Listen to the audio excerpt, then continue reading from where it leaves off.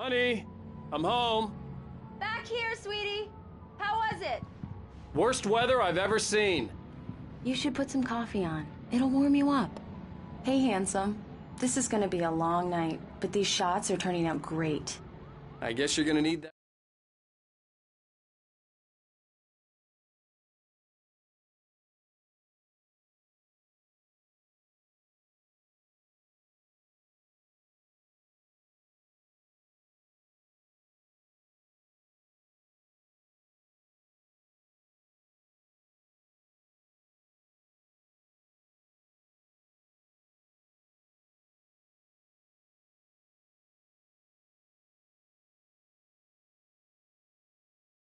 Coffee then.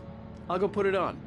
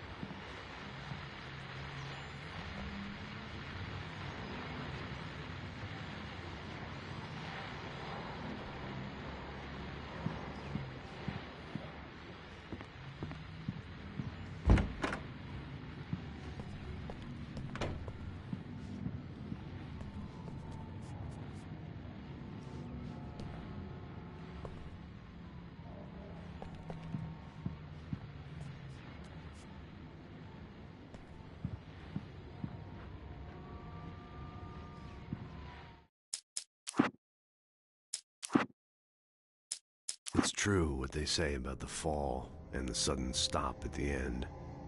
I'd lain here in the snow while the lurid chain of scenes that had led me here kept playing in my head. A rerun of my own private snuff movie. This was a late goodbye. 13 years after I'd gotten my revenge, it had finally caught up with me. It had been a long time to bear the pain.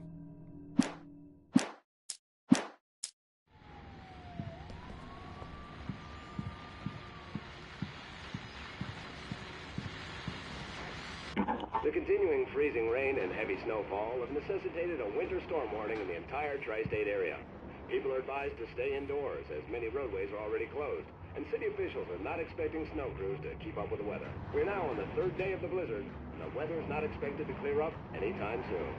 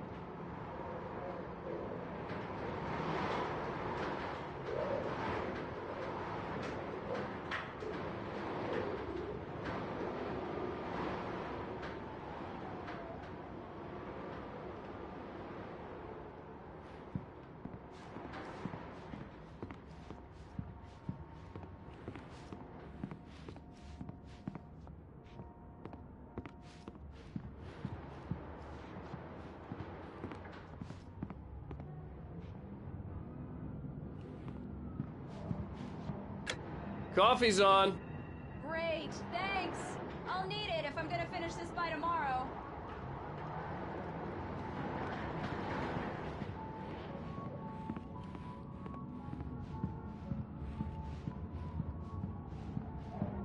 Oh, hey, I just finished those cover mock-ups. They're on your desk. Tell me what you think. No kidding. I didn't think you'd get them done this quickly. On occasion, I can perform all sorts of miracles, my dear. Oh, really? Well, you seemed to think so last night. These look really good. Oh, sure, until Barry gets his hands on them. Which, by the way, will happen over my dead body.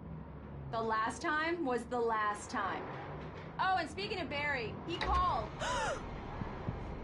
Alan! Alan! Please check the fuse box! I'm right here.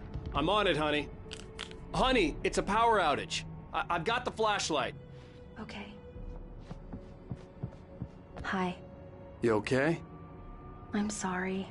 It just really spooked me. Don't worry. We'll just break out the candles. I know it's stupid, but it's just... especially when I'm not prepared for it, you know? It gets to me. I love you. Tell me a story, writer. Okay. I used to have these nightmares when I was a kid. The dark really spooked me, too. When it got really bad, my mom gave me this old light switch. She called it the clicker. The clicker, huh? Yeah. If I ever got scared of the dark, I could just flip the switch and a magic light would scare the monsters away. Oh, sure.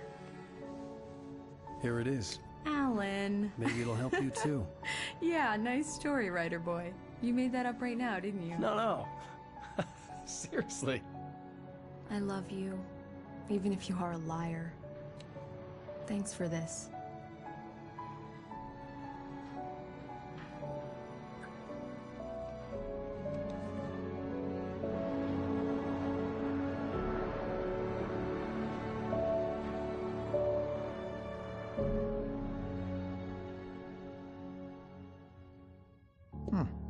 How do you feel, Mr. Wake?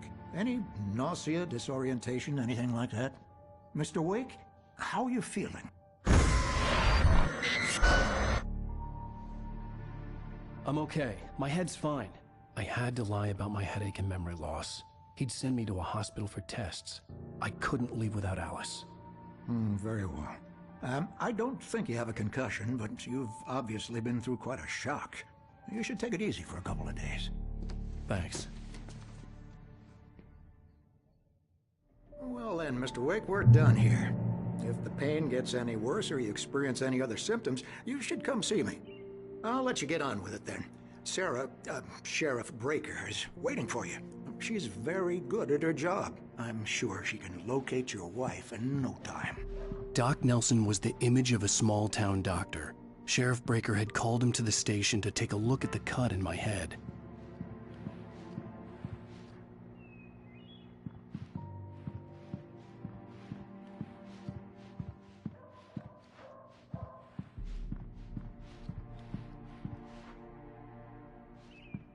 I believe you'll find the sheriff in her office. Just go down the corridor.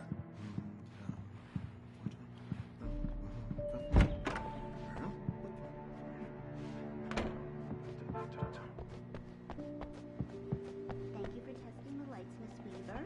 Everything seems to be fine. I don't have the luxury of being complacent, Deputy Grant. The bulbs will need changing, so you can't change them in the dark. I'll be sure to take care of it, Miss Weaver. Have a nice day now. Very good. I'll come back later on to remind you, just in case. Mr. Wake, the sheriff is waiting for you in her office down the corridor. That was Cynthia Weaver. I guess you can call her the town eccentric. She used to be the editor of the local newspaper, but she's focused on, other things these days. She'd fit right in where I come from.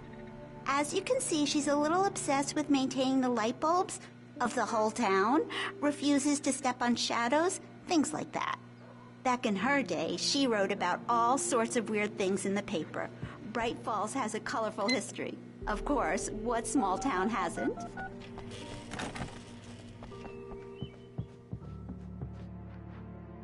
Yeah, it's Mulligan here. I'm at Stucky's gas station with Thornton. There's no sign of him. Over. Wait. Yeah, this is Thornton. Look, we've located the brake float. It's here. That's some good news, right? Stucky was supposed to be driving it at the rehearsals today. Over. Oh, give me that. Mulligan here. Looks like someone really thrashed the garage. Over. Okay, roger that, guys. Keep looking for Stucky. Jane's out.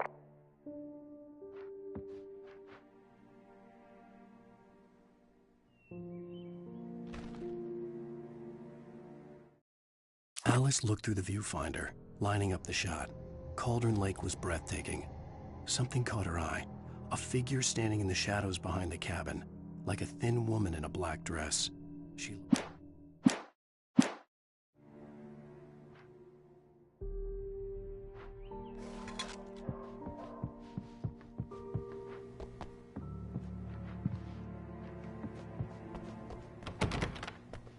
The sheriff wants to see you in her office, Mr. Wake.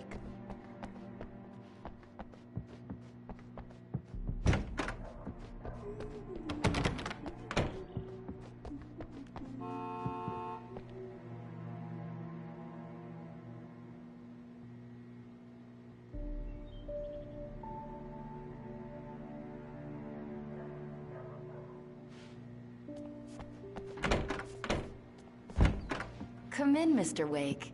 Your phone's on the desk. The battery was dead. It's charged now. Have you started looking for my wife yet? My men are already on it. Now, can you tell me what happened? I'm not sure. I can't remember. We were arguing. I walked out of the cabin. The cabin on Cauldron Lake? How did you end up at Stucky's gas station?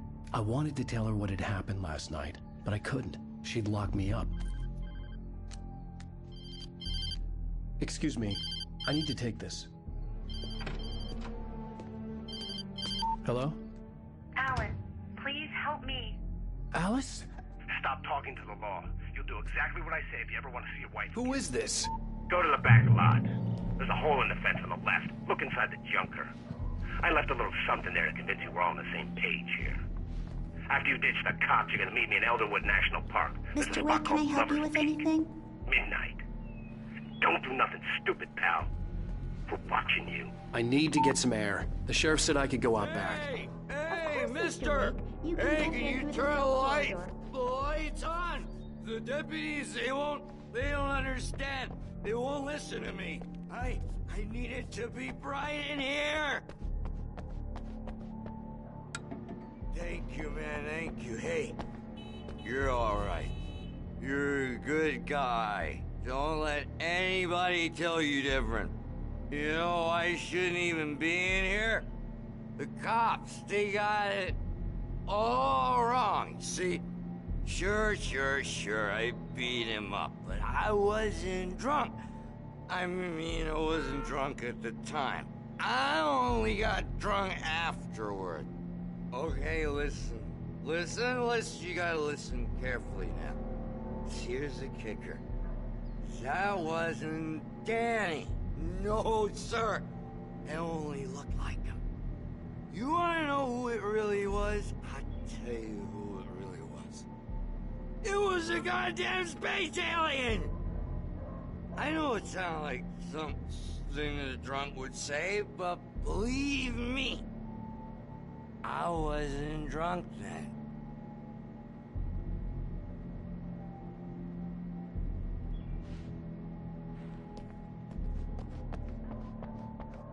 I told him. In spite of its human mask, to describe the dark presence as intelligent would have implied human qualities on something decidedly inhuman. Nonetheless, it found the one spot in the diner that was dark enough. Some light spilled into the corridor, ravaging it, but it took the pain.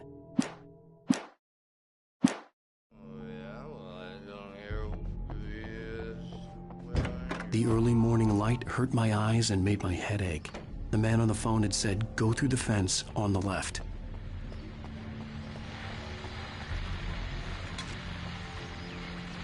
Well, folks, it's been another long night, and it's about time for me to sign off for a while. God knows I need my beauty sleep. Just one more item before I go. It's been a busy night for the sheriff's department. We've had a few broken windows, even a report of shots fired on Main Street. Deputies Mulligan and Thornton had to deal with two intoxicated young men who were celebrating the completion of their Deerfest float. Now, folks, we get this every year. I know it's exciting, the big day's almost here, but let's save it for the party and leave the gunplay for the shooting competition, huh? There's no point in getting all worked up yet.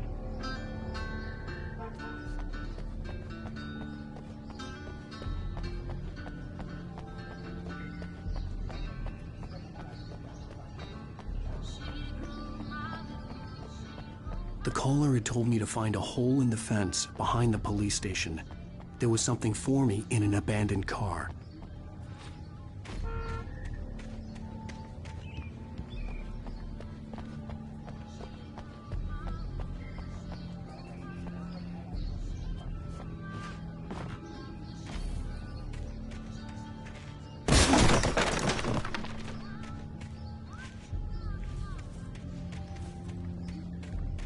Alice's driver's license had been placed on the front seat. The caller meant business. Barry? Ow! Ow! Thank God! Where the hell have you been? I've been trying to reach you for a week, you and Alice. Oh, I've been worried sick. I flew out yesterday. I'm here in Bright Falls. Barry, listen to me. I'm at the sheriff's station. Come and get me. I can't talk now. Ow! What the hell is going on? I had to get the sheriff to let me go. I needed to get to Elderwood National Park to meet Alice's kidnappers.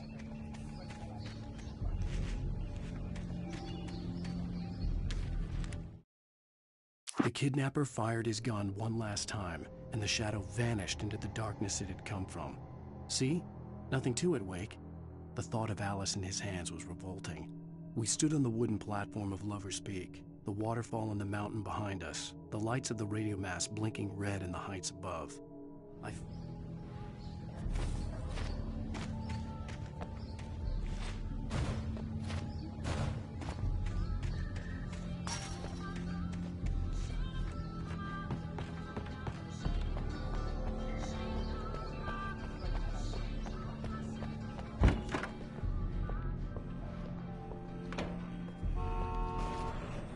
A writer is a light that reveals the world of his story from darkness, shapes it from nothingness.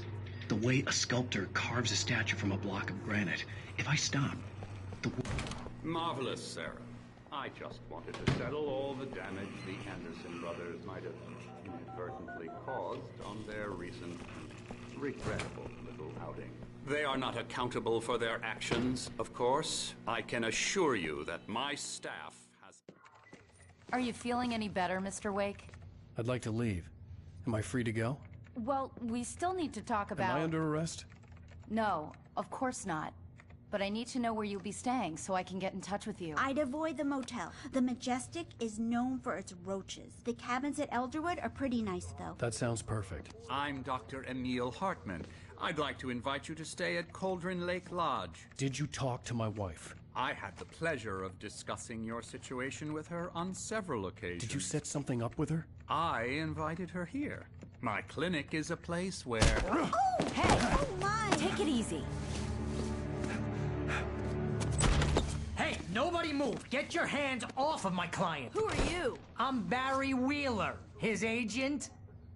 If you have business with Mr. Wake, you talk to me. You yokels won't know what hit you once I sick my lawyers on your asses. No harm done, Sarah. I'm all right. I don't want to press charges. Mr. Wake, my offer still stands. Get me out of here. What the hell was that about, Al? We don't need a replay of that thing with the paparazzi. I thought they were gonna lock you up. I had to talk to someone. I told Barry everything. He thought I was certifiable, but when he heard about the manuscript, I had him. The fact that I'd written something, even if I couldn't remember it, was enough for him. He smelled money. And he believed that Alice had been kidnapped. Anything beyond that was another story.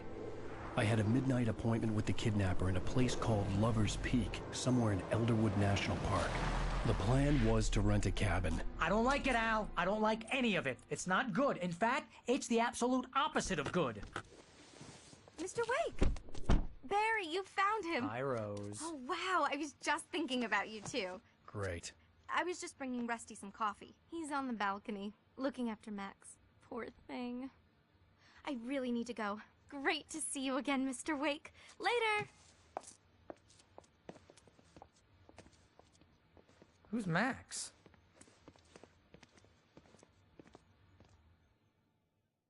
What an airhead. Jeez, Mr. Takes a swing at everybody. This is not her fault. She's a very nice girl and, more importantly, a fan.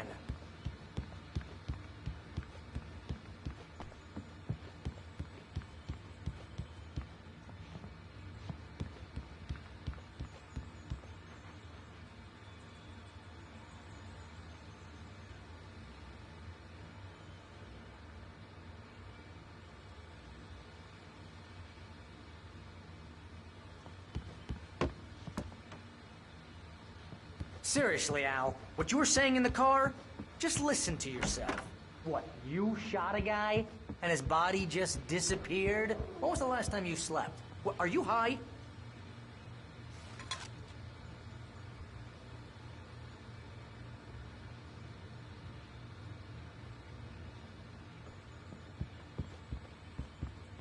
Have you been drinking? No! Look, Barry, I'm missing a week. And someone's got Alice. Do you and everything's just... understand what it sounds like when you say stuff like that? Don't get me wrong, it's a good story, could be a bestseller. But when you start confusing fiction with wait reality, here. you're buying yourself a ticket to the funny farm. Wait here.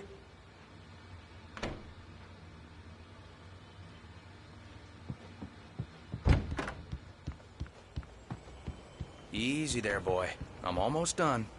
Hey, Rusty, right? You run cabins. Oh, Mr. Wake. I'd shake your hand, but mine are kind of full here. Actually, I'm sorry about this. Would you mind grabbing the registration form from the desk? It's just across from Bucktooth Charlie. Okay, sure. What happened? Crazy poachers. Max here got his foot caught in a trap. Seriously, They're Al, illegal to you use can't here. just Hell, go you're not and supposed to meet a hunt within the kidnapper. park at all. Those But that doesn't situations stop always some end up in lowlifes. disaster. You gotta talk to the cops. She's my wife, and it's my call. Can we talk about this later? No. This whole thing... Listen, you hit your head. I mean, geez, Al, come on. You gotta understand how crazy all this sounds. If you're trying to pull a joke on me, freak me out, it's working. Ha ha, let's have a laugh on Barry. Well, you had me going there real funny, Al. You can quit it now.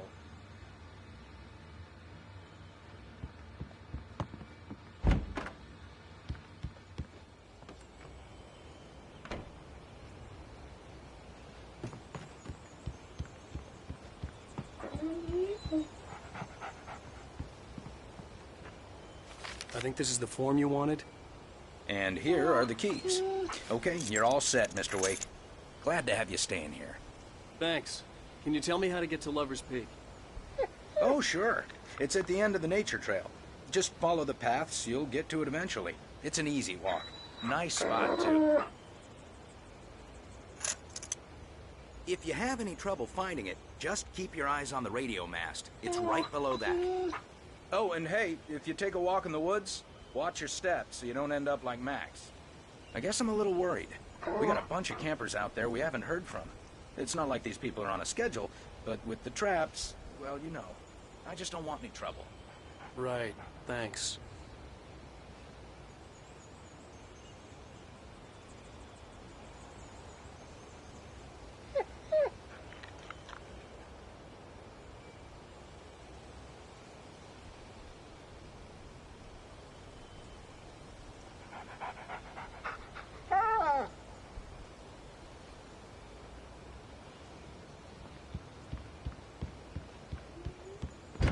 Look, Al, you're asking me to believe that you shot a dude who went poof into thin air, a guy who was bulletproof until you pointed a flashlight at him.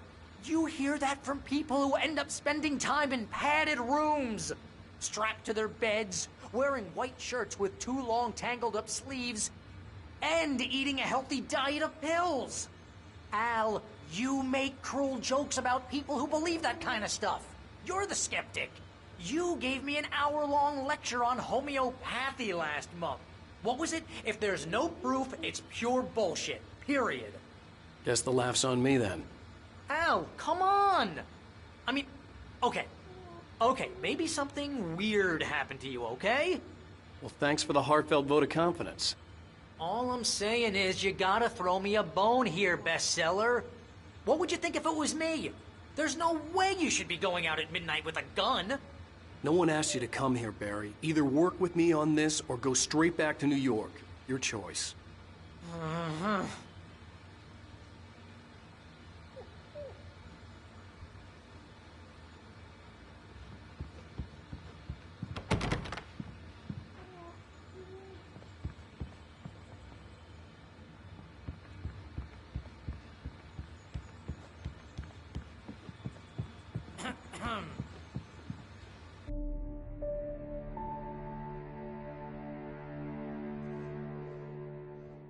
That's just crazy talk, Al. Al? Al? We should go to the sheriff or call the FBI. Damn it, Barry, they'll kill her! This is not a goddamn debate, Barry. I'm going to Lover's Peak. He said to come alone. Okay then. I understand. You're my best friend, and I'm worried that you're not right in the head. Tell me what to do to help, and I'll do it. You stay here, and if I'm not back by morning, call the cavalry.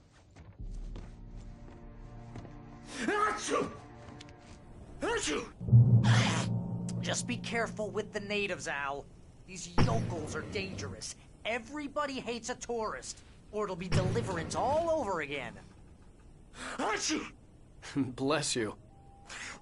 Oh, this place is trying to kill me. I'll bet there's mold in here, spores, poison ivy, God knows what. This is so not worth a 15% commission.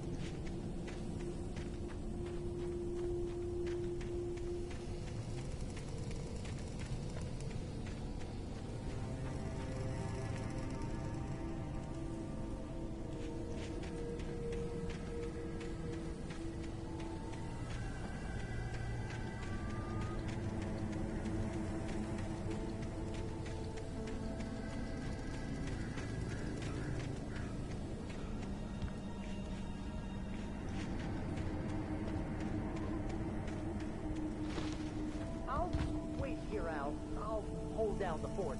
I'll be with you in spirit every step of the way, Al. Walk through the door now.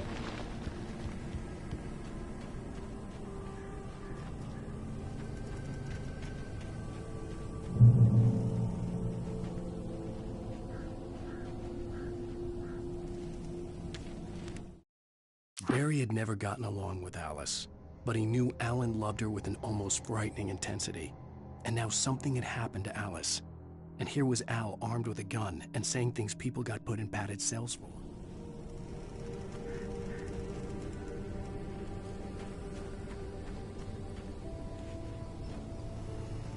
Barry had the keys to the car he rented. Wasn't a long walk to the visitor center, and it wouldn't be any use to me in the forest. I knew I should have gone to the cops. This wasn't the smartest thing I'd ever done, but I was still angry with Barry for trying to talk me out of it. These people had called me right in the sheriff's station. The cops wouldn't scare them, and they had Alice.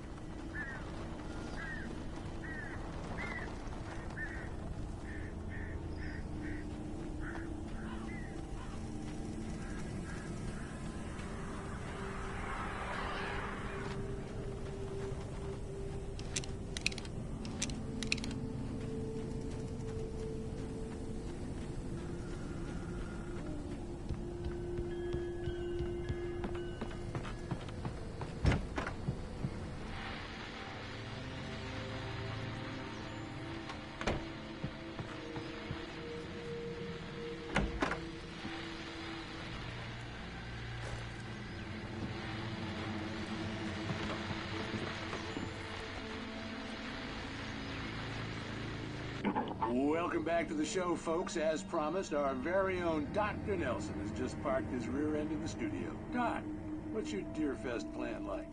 My plan? You make it sound a lot more organized than I ever seem to manage.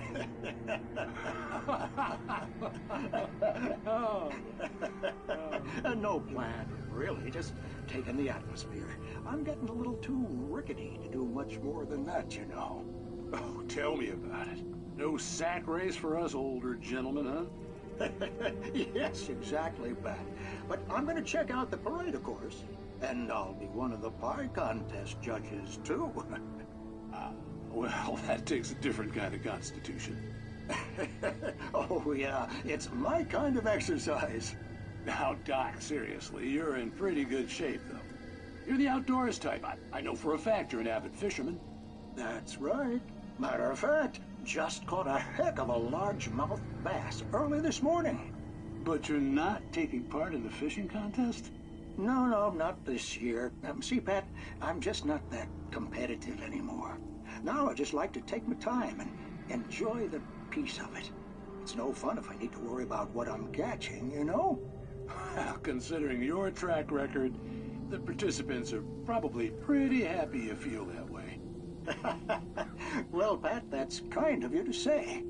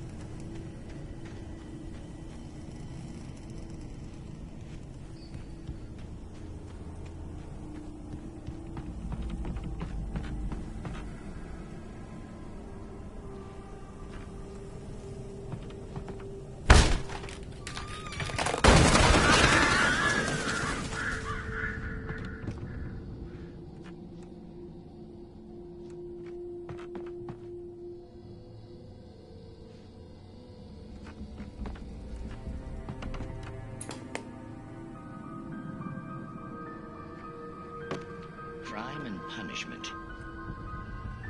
The cancer and cure of civilization. But some crimes are impossible to punish, especially in Night Springs. Tonight's episode, The Man in the Mirror.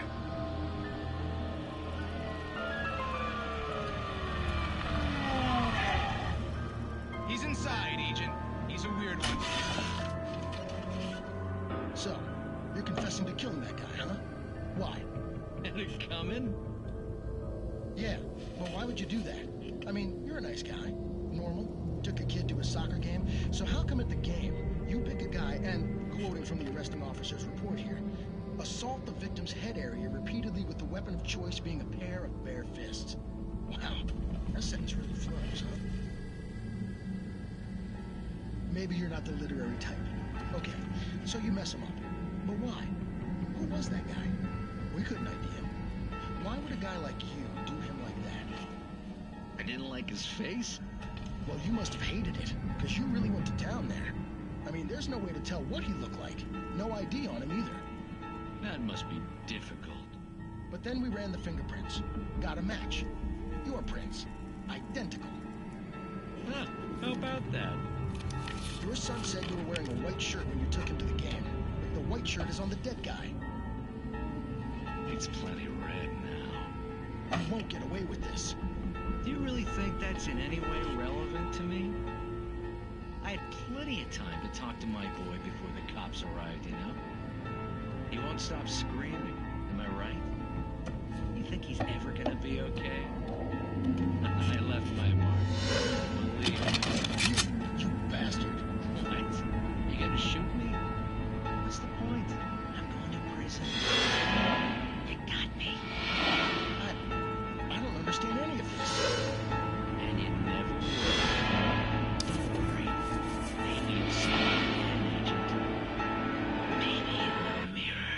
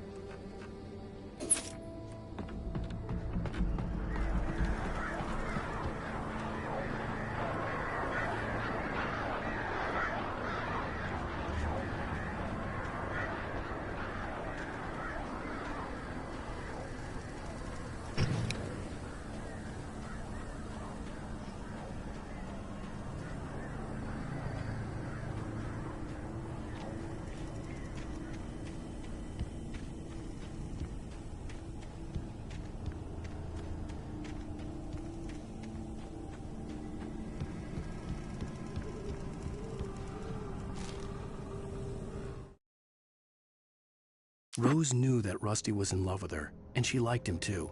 She liked him a lot. He taught her to dance, and life had certainly taught her the value of a man who was gentle.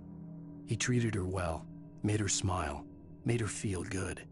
But Rusty wasn't the prince of her dreams, and that tended to underline the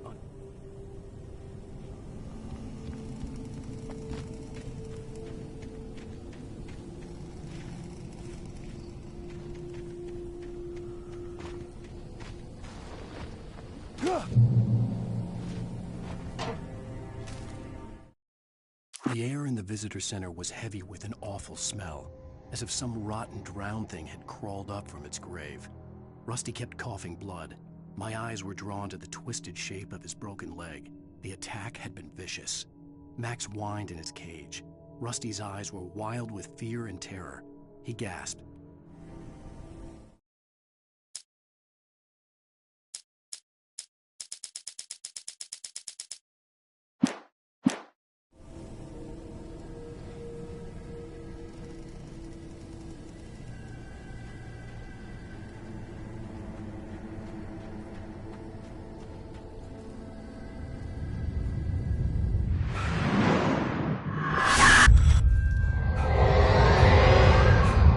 Vision left me weak. This was no head injury.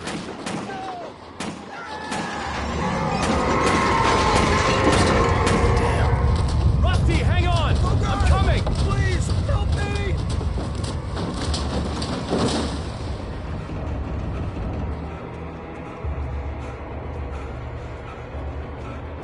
Anybody? Help me! Help me! Can you hear me? Anyone? Please help! Hello? Back here. I'm back here. Hey, please help. Mr. Wake? Oh, hell. It happened just the way it was on that page. I found. Came true. It knew. So dark. It'll come back for me. You must... The lights. In the office. I have the key. Okay, Rusty. Hang on. I'll be right back. Whatever did this couldn't be far. Rusty had found a page from the manuscript. It would help me understand what had happened. Shh. Good boy.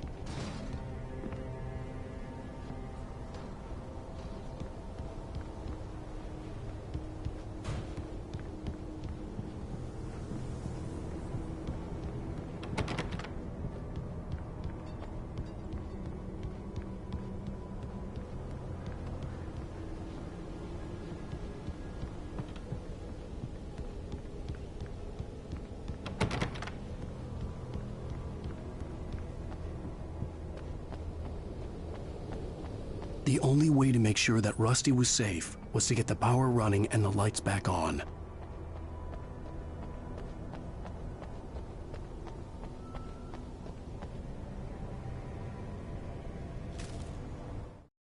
The visitor center was sturdy, but the impact turned the front of the building into splinters. Rusty was thrown across the lobby like a rag doll and hit the far wall hard. It didn't hurt until he tried to move and saw his leg bend the wrong way. Felt the broken rib stabbing him on the inside.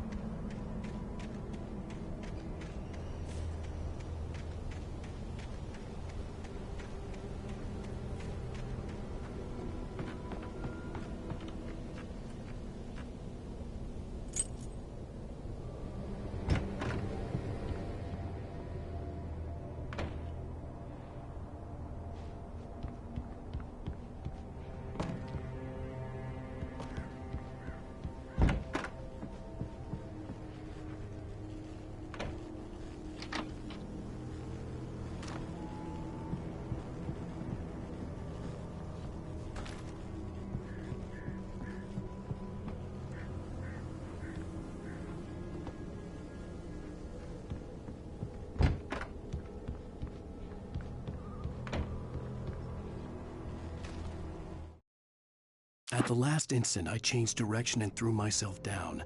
The axe splintered the trunk of a tree. I stumbled into the pool of bright light. My lungs burned. I was too exhausted to move. I tensed as I waited for the killing blow, but it never came. I raised...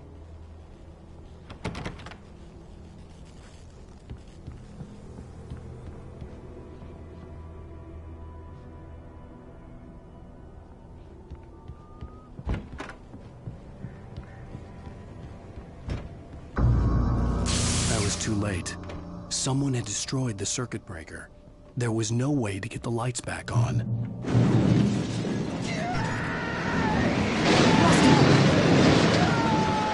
Rusty!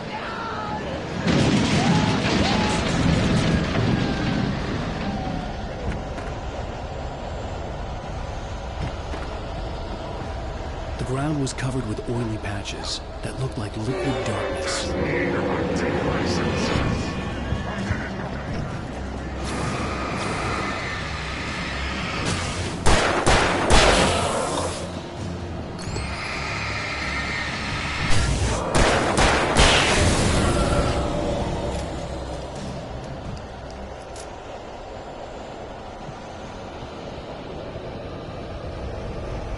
Something had torn a mammoth-sized hole in the wall.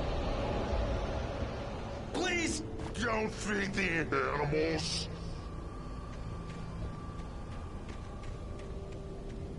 Fishing! For those purchase of park license. Obey! Rangers instructions. Rusty? Rusty, no! Never. Closer than 100 yards. Two bears and wolves never approached any other wildlife closer than 25 yards. Cats must be leashed. Dead all times.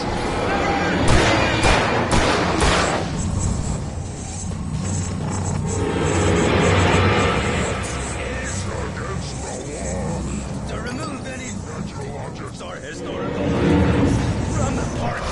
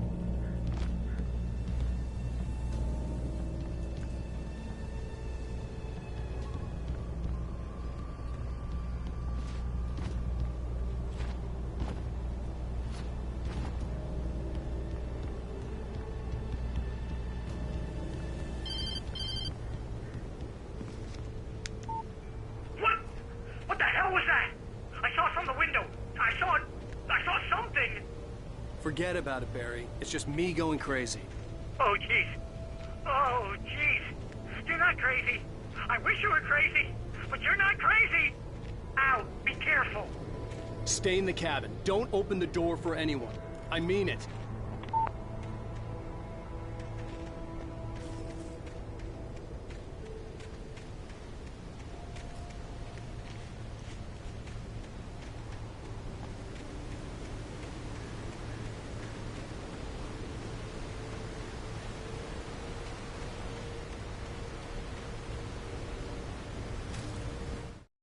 In that last instant of consciousness, Rusty thought about Rose. He was older than she was. Rose was barely out of her teens, but she made him feel young and forget what a train wreck his long-dead marriage had been. He still wore the ring.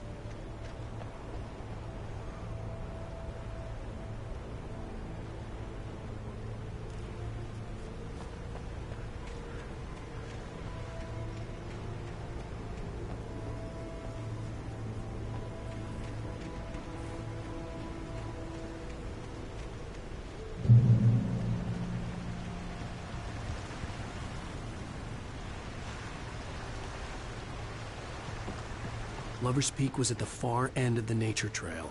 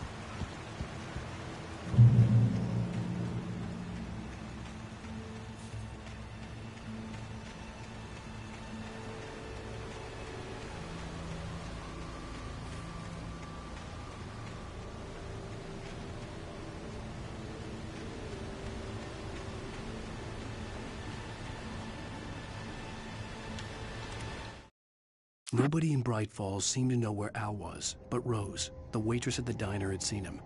From what Barry could tell, Al pretty much fell off the face of the earth when he left the diner. Rose was just the kind of fan that Al hated, but she really tried to help.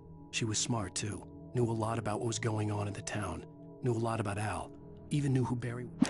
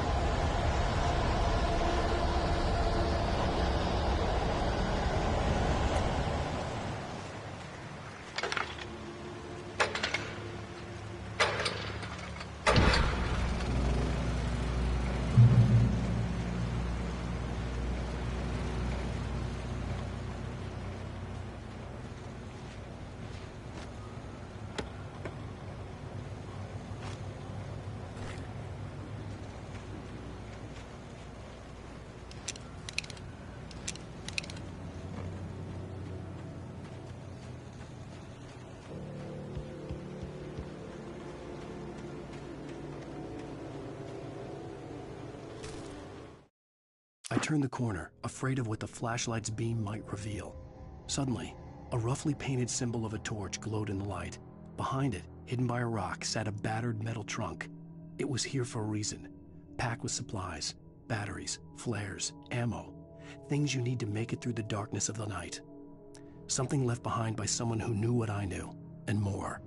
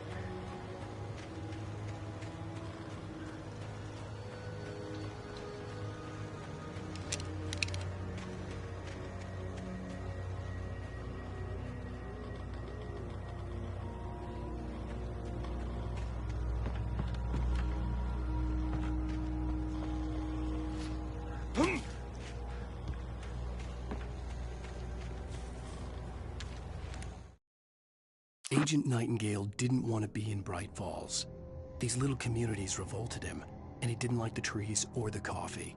He now knew that impossible horrors lurked behind the storefronts and smiles.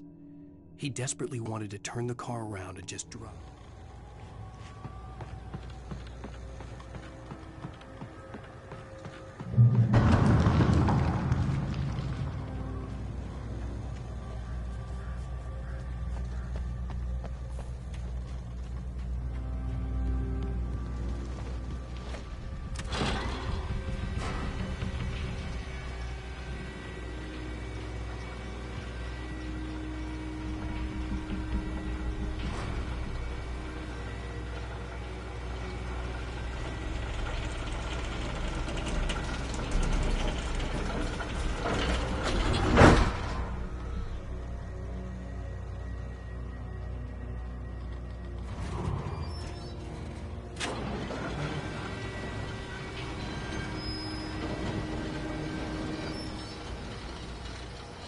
Shit.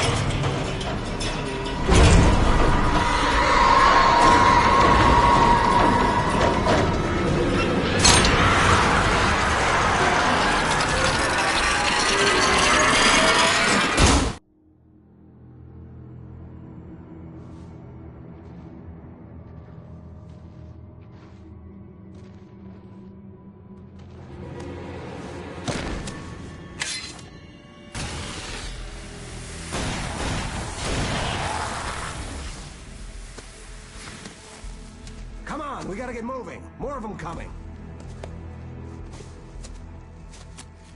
That flashlight's kid stuff. The flares will keep the bastards away.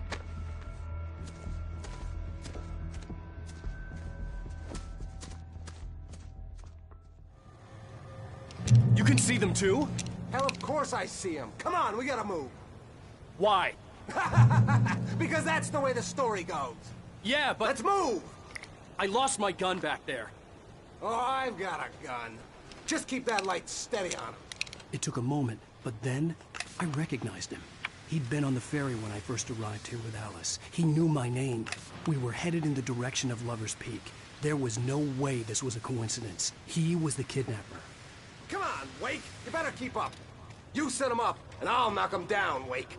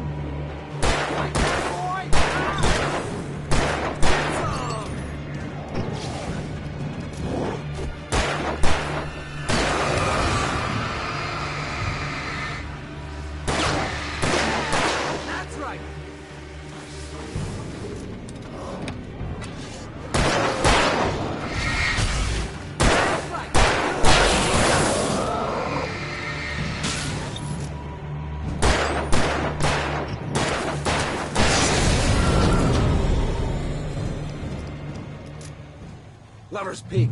Right up these stairs, Wake. Use the flares from the emergency box to hold them off while I get these boards off.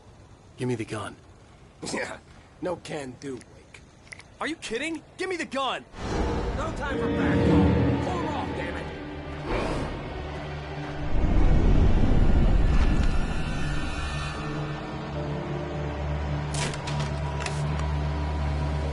Just a little longer. Scare them off.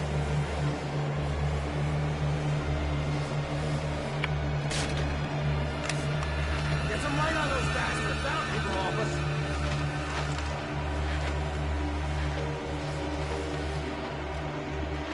Just a little longer. I almost got it. Okay, it's open. Move it or lose it.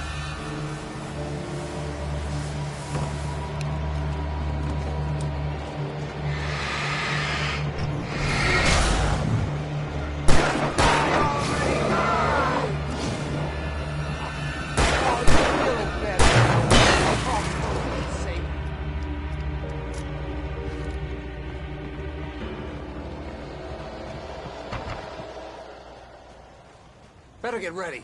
They'll be on us soon.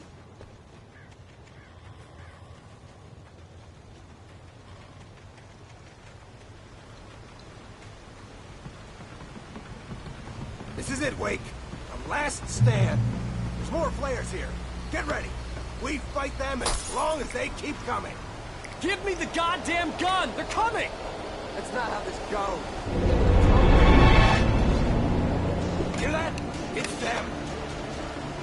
Moving!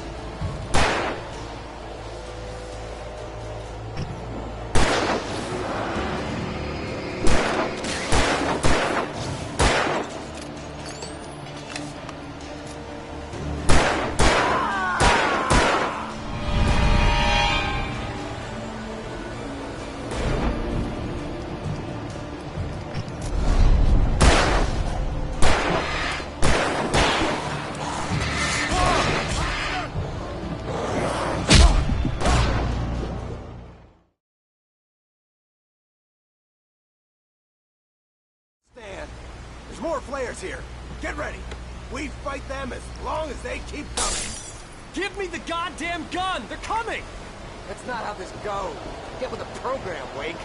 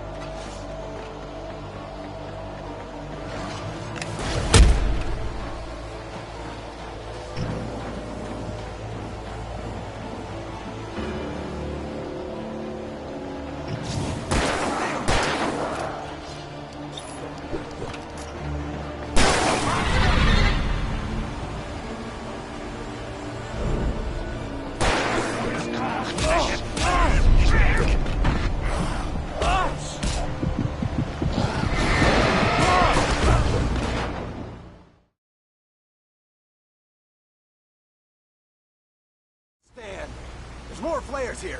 Get ready. We fight them as long as they keep coming. Give me the goddamn gun! They're coming! That's not how this goes. Get with the program, Wake.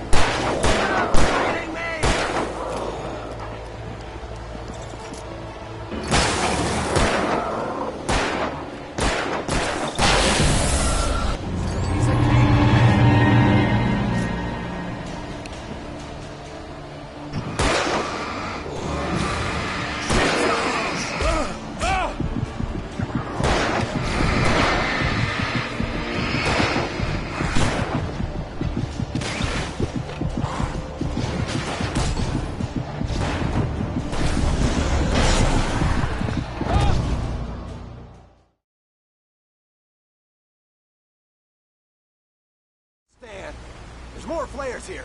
Get ready. We fight them as long as they keep coming. Give me the goddamn gun! They're coming! That's not how this goes. Get with the program, Wake.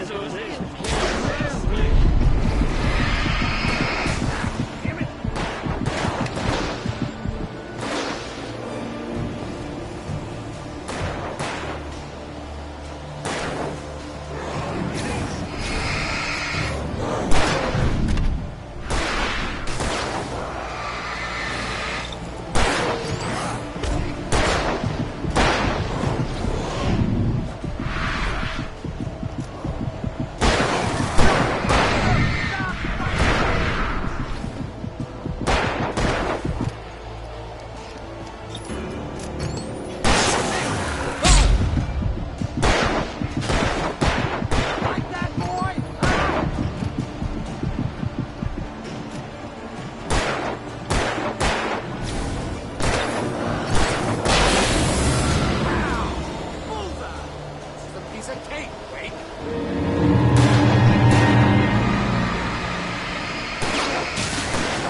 Bring it!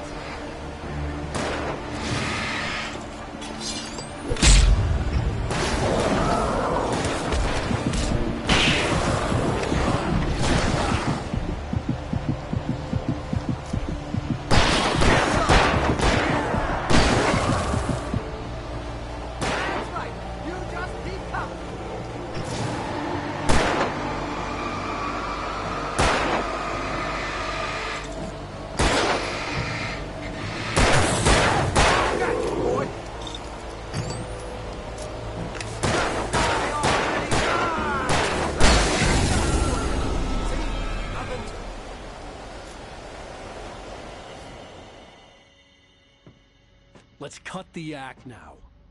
Where's my wife? I knew you were gonna say that. I read it all before. You're a hell of a writer. Congratulations. You're gonna bring about something glorious and terrible once we get you some proper editorial control. What the hell are you talking about? Where's Alice? I want the entire manuscript, or she's gonna suffer bad. You touch her and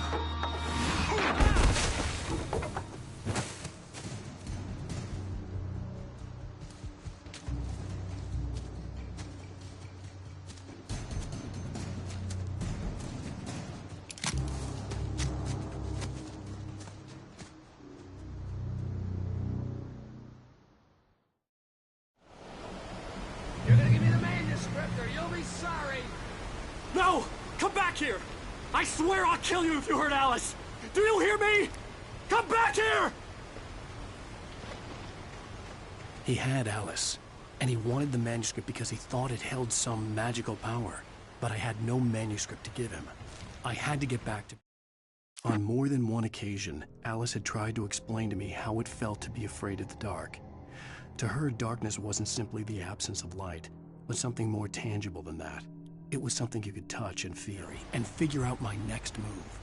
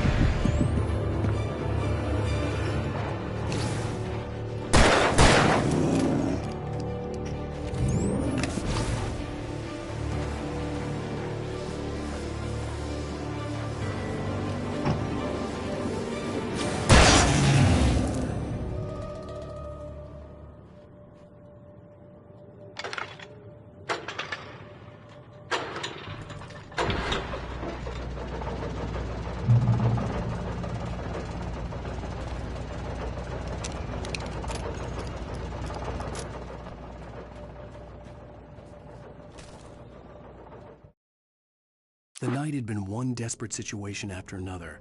I was exhausted, and my body felt as though it had been chewed up and spat out. The flashlight was heavy in my hand, and each pull of the trigger sent a painful shock up my own.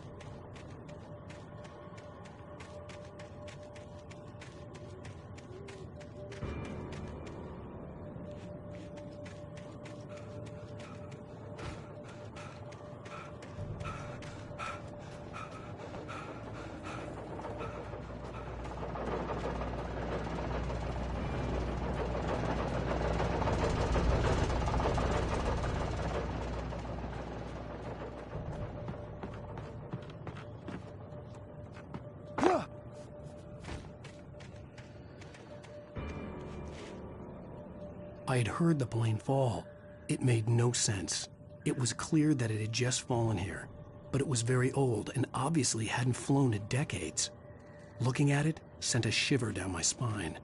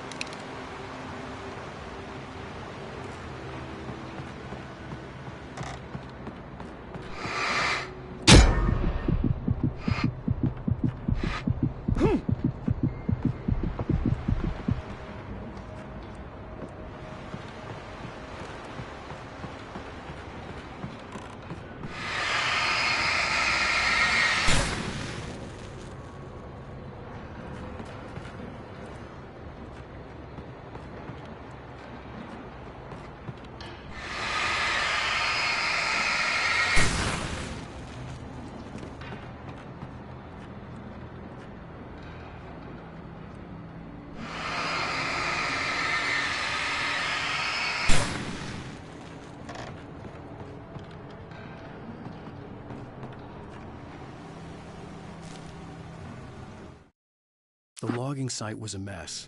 The modular office had been pushed off the cliff. Deputy Thornton climbed up from the wreckage excited, breathing hard from the exertion. Nobody there. It's weird. Don't you think that's weird? Bored, Mulligan let out a mighty snort.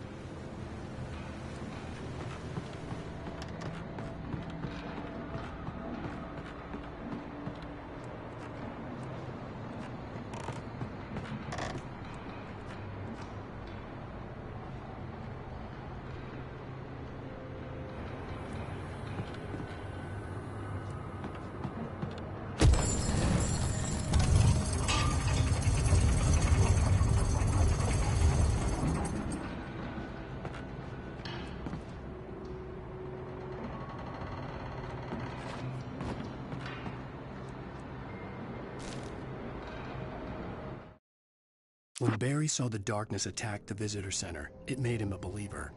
The men Al said he'd shot, they hadn't been just locals on crank. Somehow the world had changed, like the channel had been switched without warning. You think you're watching a sitcom, and you're really watching a horror show.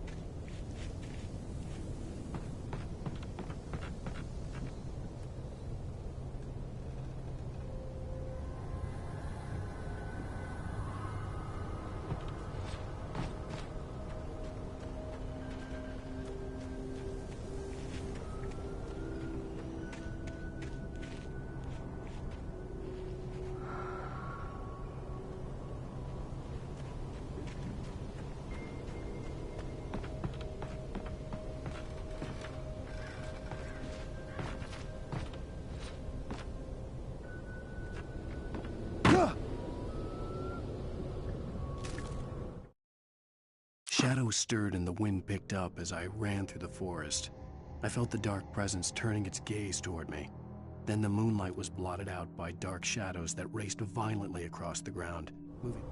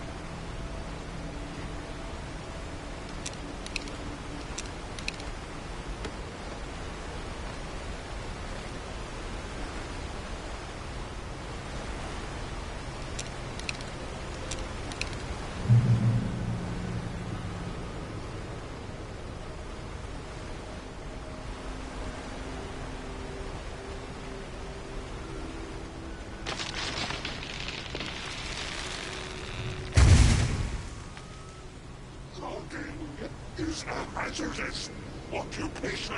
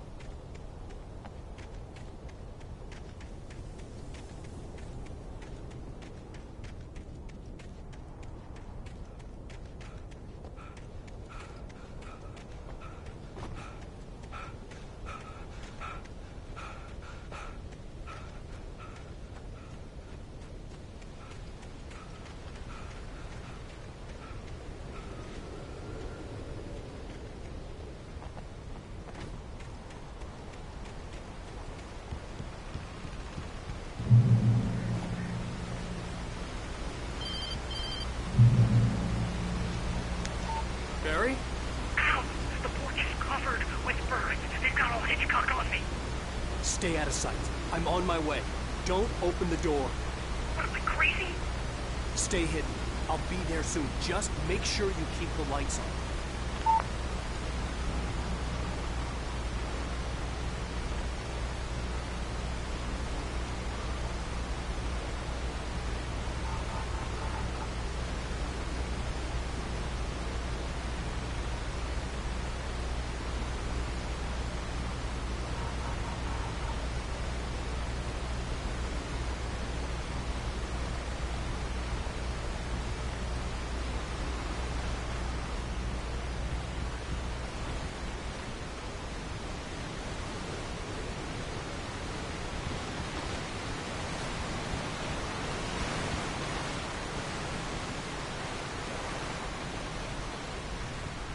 I still had to reach Barry at the cabin, but at least I was out of the woods.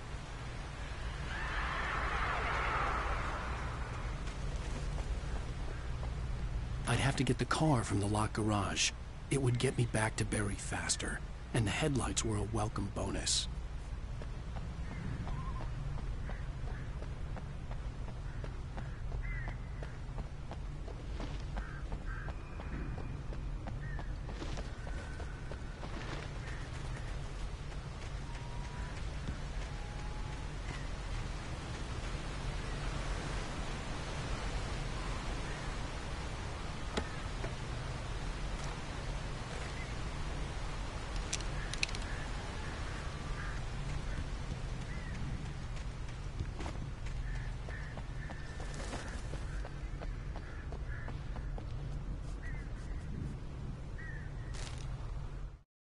The FBI agent's command froze me in place. I considered surrender. It was all falling apart anyway. I could give in, let someone else deal with it, but it felt all wrong. Call it instinct, his posture, the way he held the gun. He was no friend. Shot. I had to find the key to the garage.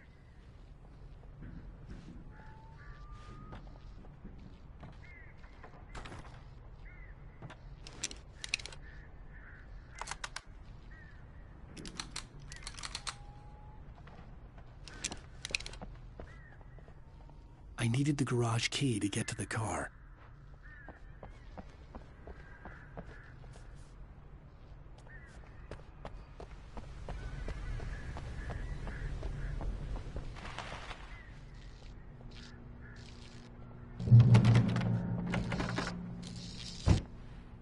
The garage key had to be somewhere nearby.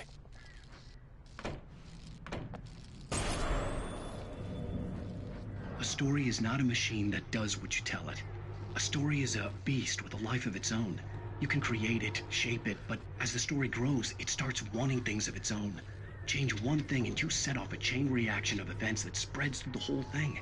The characters have to be true to themselves. The events need to follow a logic that fits the story. A single flaw and the magic is gone. The story dies. Alice dies.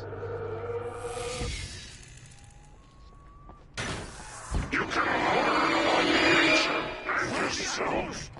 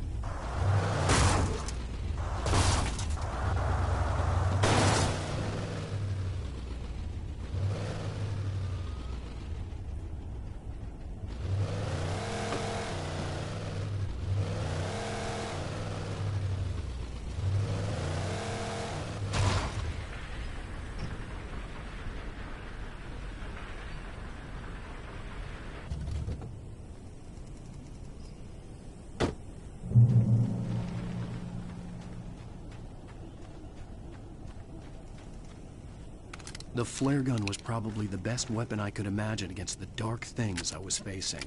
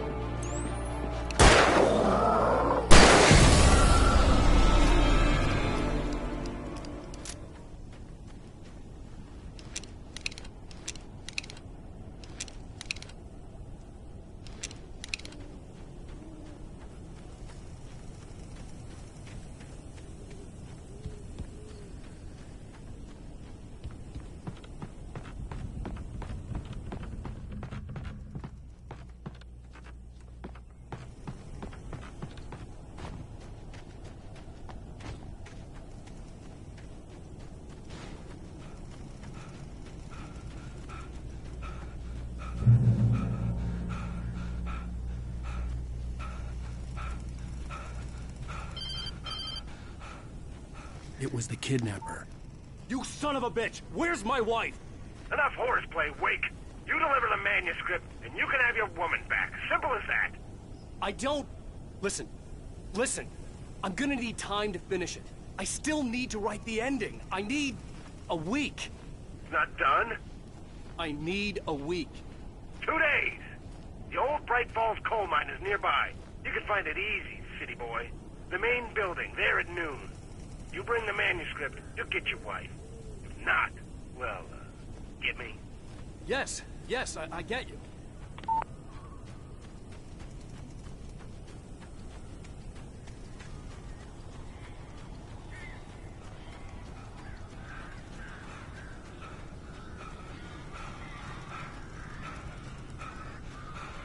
Barry had talked about birds over the phone.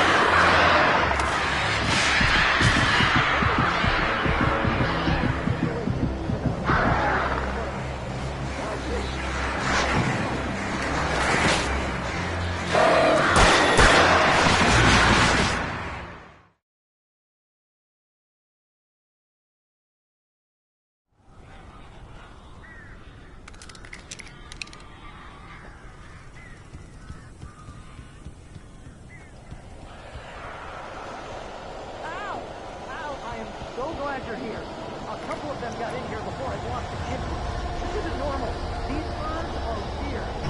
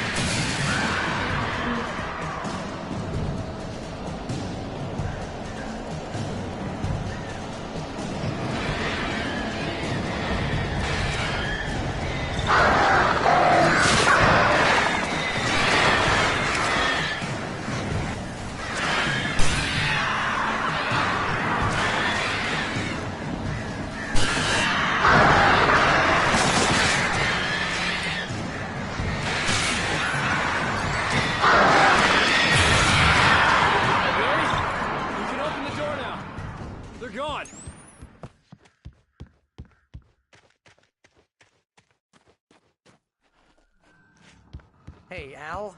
I'm sorry for thinking you were having a psychotic episode, man. I sent Barry to the town to ask around about a man fitting the kidnapper's description. He'd go through the archives of the local paper. Perhaps he could learn something. Anything about the island and the cabin that had disappeared. The man wanted a manuscript. I had to try to write him one to get Alice back.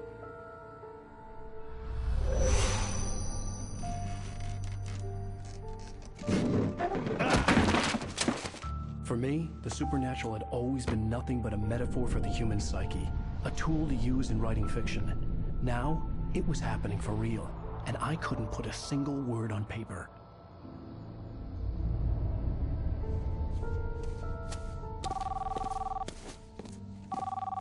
Barry Wheeler speaking. This is Rose. Rose? I found Mr. Wake's pages. Oh, you sweet, brilliant girl. Could you and Mr. Wake come get them? I live in the trailer park outside the town. We'll be there in less than an hour. Bye now. See you soon. Have a great day. Hope you come back soon. Welcome to the Old Dear Diner. Good girl.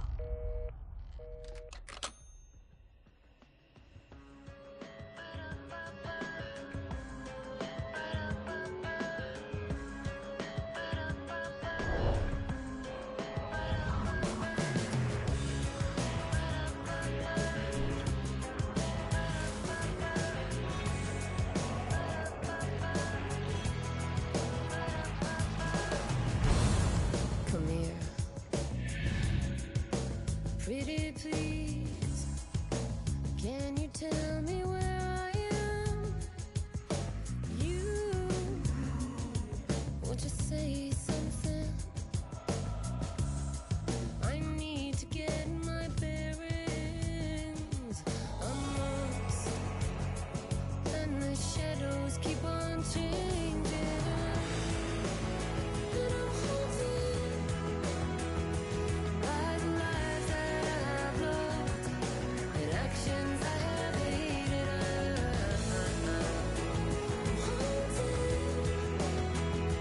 I'm haunted by the lies that wove the web inside my haunted head.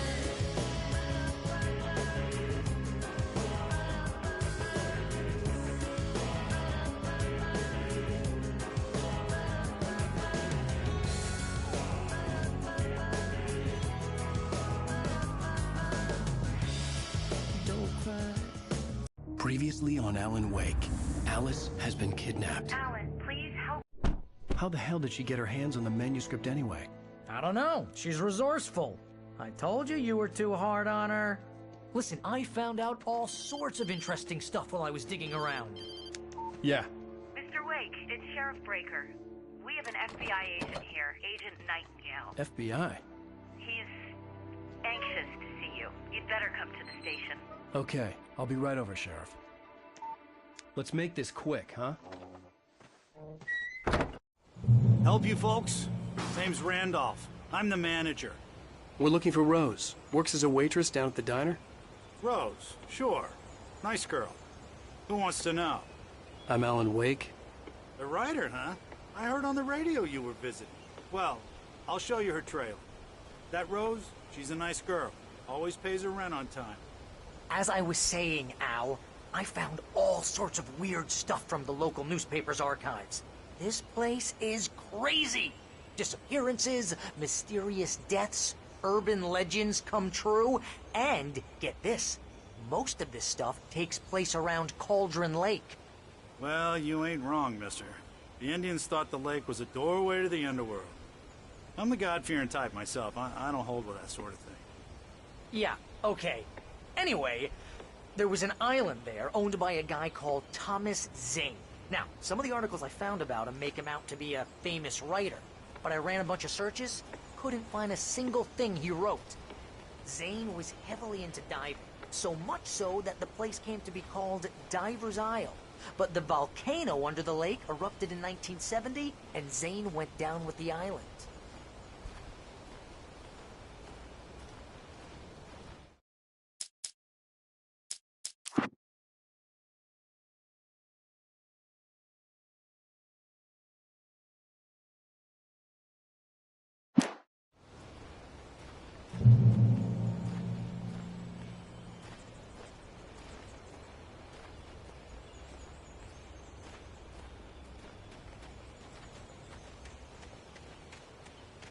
Yeah, how about that? It was there in the morning, as if it had fallen from the sky. But it would take a tornado to lift something like that. We're damn lucky it didn't crush any of the trailers.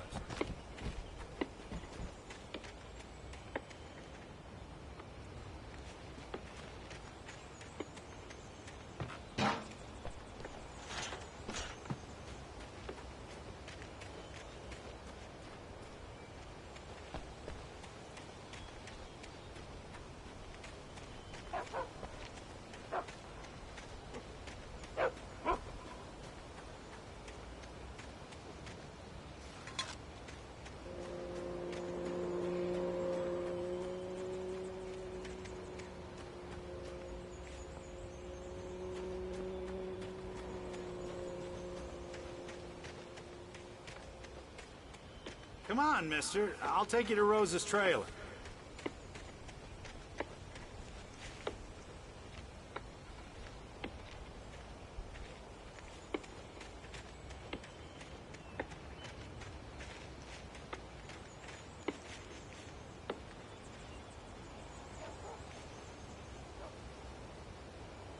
It gets better. A local girl, Barbara Jagger, drowned in Cauldron Lake just a week earlier.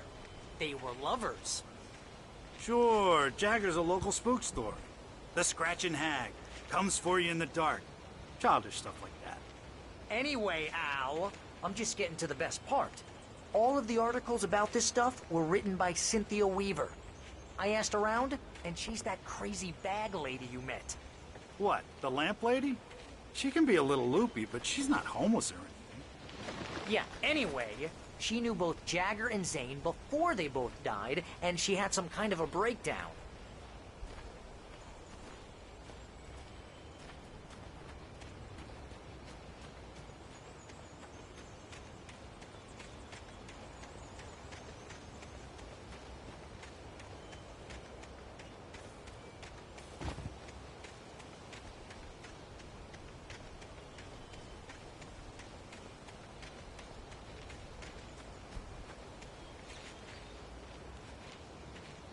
Well, mister, this here's Rose's trailer. You mind me asking what you want with her? We're just here to talk to her, pal.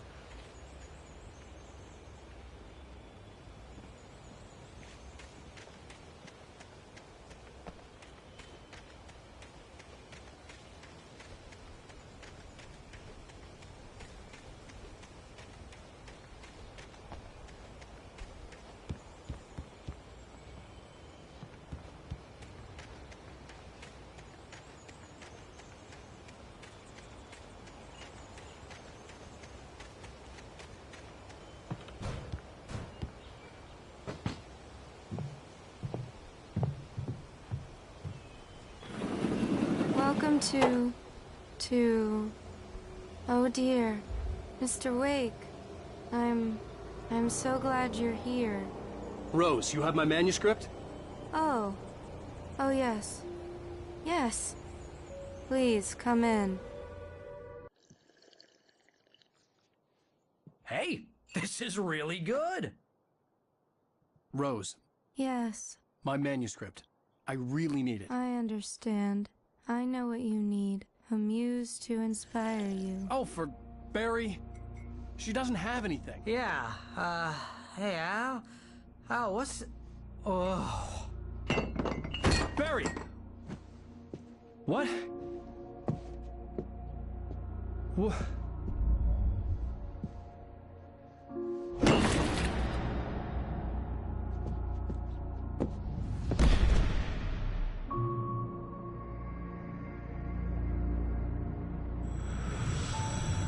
It's coming for you, hiding in my barber's skin.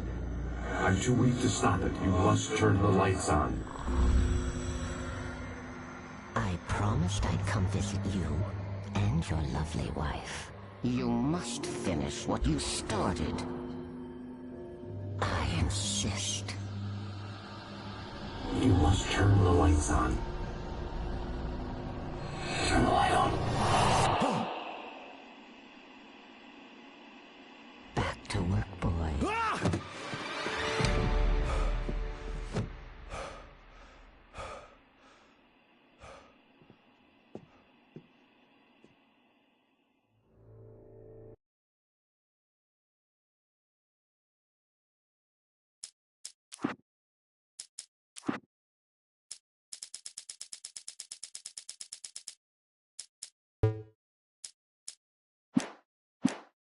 nauseous, hungover. Only anger kept me going.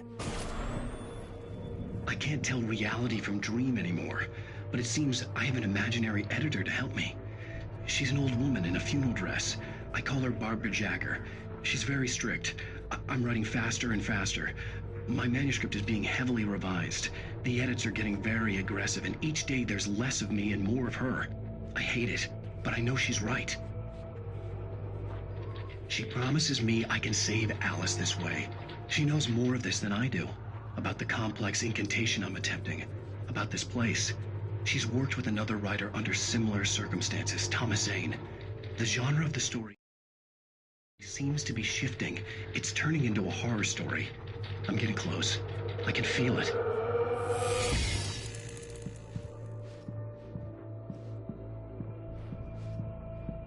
Rose took a day from me. I had less than 12 hours left to meet the kidnapper. All I could do was get Barry into the car, work something out once I got on the road. Barry was out of it. He was way too heavy to carry. You're right. I deserve more money. I'm so handsome. Welcome to the Oh Dear Diner. What can I get you today? Coffee? I couldn't work up much hate for Rose. Something had used her to get to me and left its mark. First refill is free. Milk and sugar on the counter there. Would you like to hear today's specials? Thank you. A nice day. Come back soon.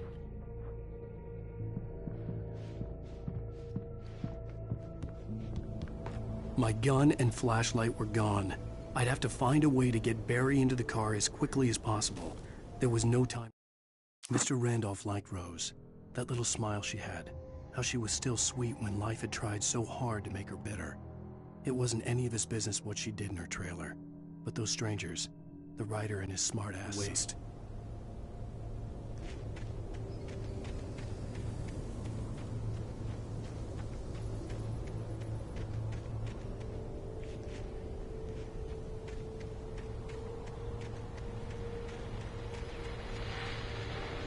I just stepped outside to catch a breath of fresh air. Let me tell you, the weather's getting heavy.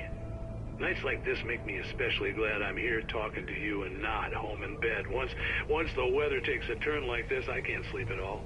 It's all tangled bed sheets and dark thoughts, punctuated by the occasional plunge into nightmare. Is it just me? Well, perhaps it is. But I hope I can make the night a little bit easier to get through. Caller, you're on KBF FM. Hey, hi, it's Walt Snyder. What's on your mind, Walt? Well, I am the way you are, but, well, I can't sleep either, you know?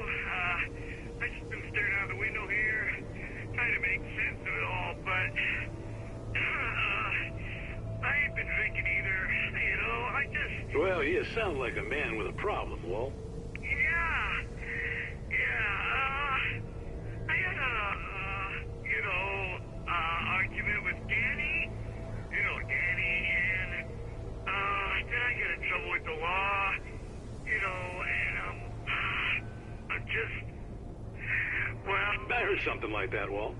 Yeah, well, you know, Danny's my best friend, and, they let me on bail today, and now I'm just alone here at the window, you know, waiting. Man, and there's something in the air tonight, man. I was just outside looking up at the sky above our broadcast tower thinking the same thing. What are you waiting for, Walt? I don't know. You know, something's gonna happen. You know, I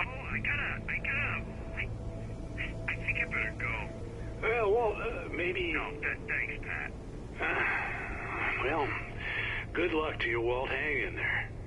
Let's take a little break, folks. This weather's really something else, huh? How can I be sure that you will walk away? Why'd you love deception? Honey, there's this way. How can I be sure? The safety of your heart doesn't suffocate me. For all the days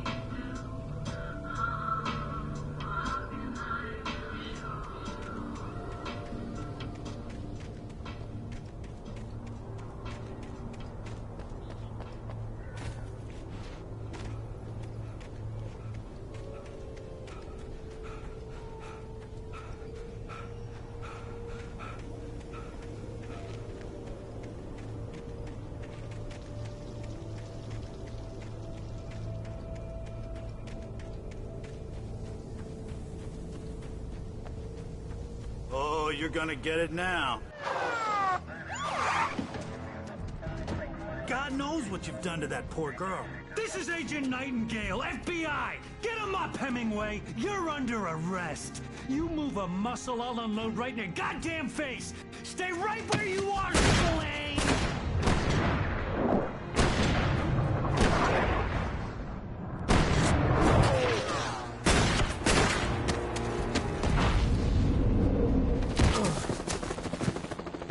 What are?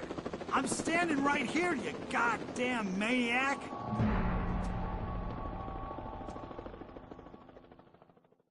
I hated to leave Barry behind, but there was no way I'd miss my appointment with the kidnapper. Give it up, Mr. Wake. Come on. Take it easy.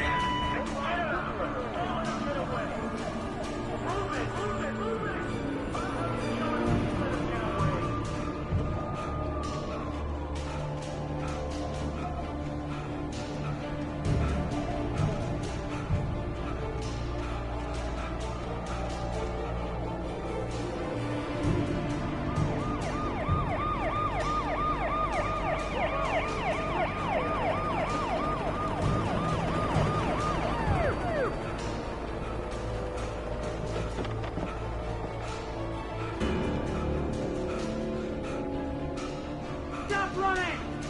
There he goes! Okay, men, keep your eyes peeled. He's gonna try to make it through here. Which way did he go? Hold on. Oh, damn.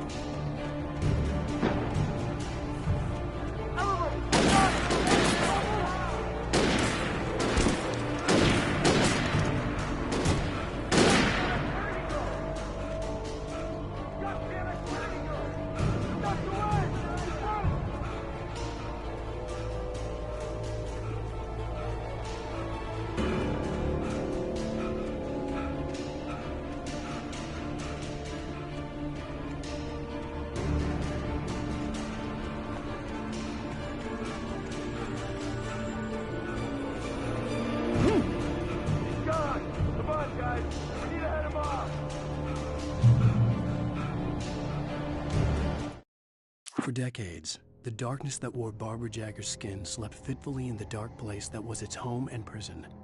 It was hungry and in pain. It dreamed of its nights of glory when the poet's writing had called it from the depths and given it a brief, terrible taste of power and freedom. The rock stars had stirred it from the deep sleep the poet had sunk it back.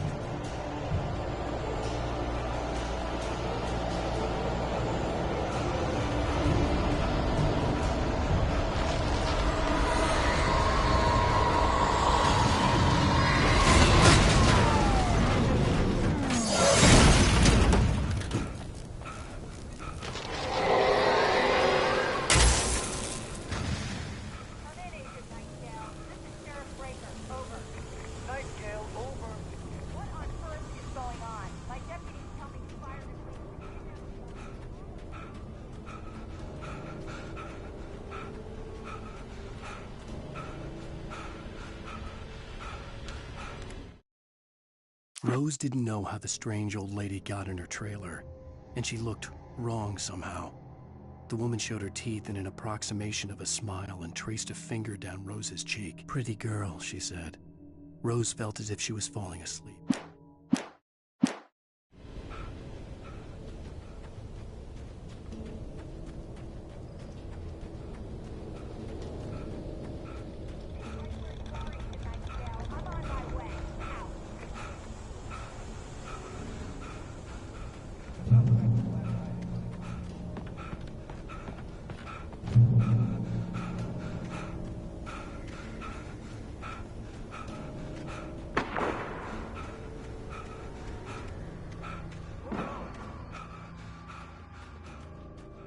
Search the area.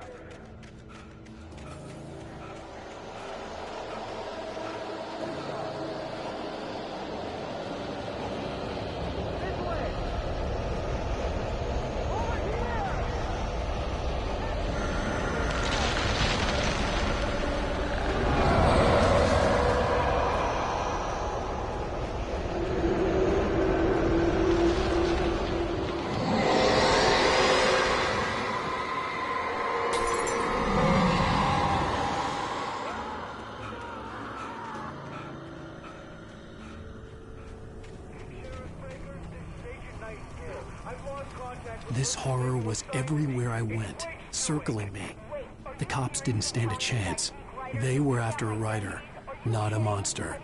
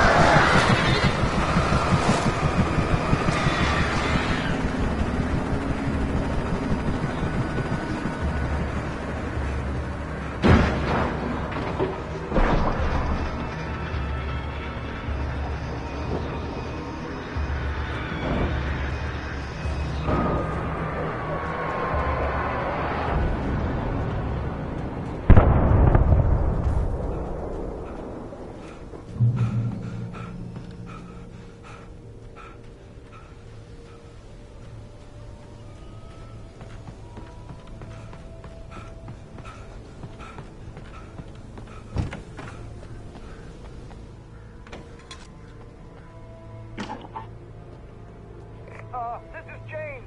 Mulligan, Thornton, come in. Over. Thornton here. James, we got both Wheeler and Rose in custody. They didn't put up a fight or anything. Why, they were... Hey, Mulligan, what you... Come on. Sit down and give me that. James, Mulligan here. Over. Go ahead, Mulligan. Over. We got Wheeler and Rose here. Wheeler's drunk or hopped up on something. Speaking of which, that Fed had a pretty distinctive whiff of load of scotch about him, you know what I mean. Over. I don't have anything on that, Deputy Mulligan. Over. Well, whatever. Anyway, Rose is just being plain weird here. You better get Doc in and take a look at both. Over. Gotcha. You better get them here quickly. The, Fed's gonna want to interview Wheeler. Over. Oh, yeah, I'll bet he does. Looks like they have a lot in common. Mulligan out.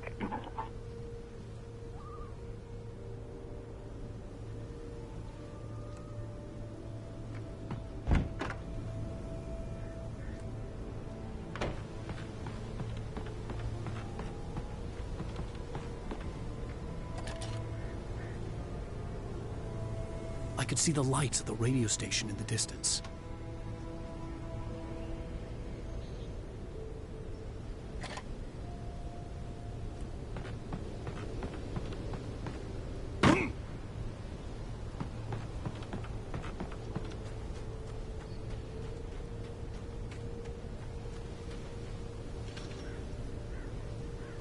I imagined that the broadcast tower in the distance was part of the local radio station. Maine seemed like a decent guy. Perhaps he could give me directions to the coal mine.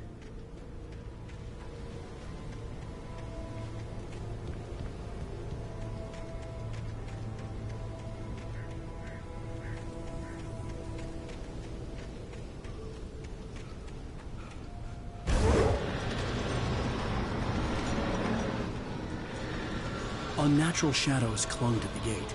The darkness that was after me was trying to stop me. I wouldn't get through without a light.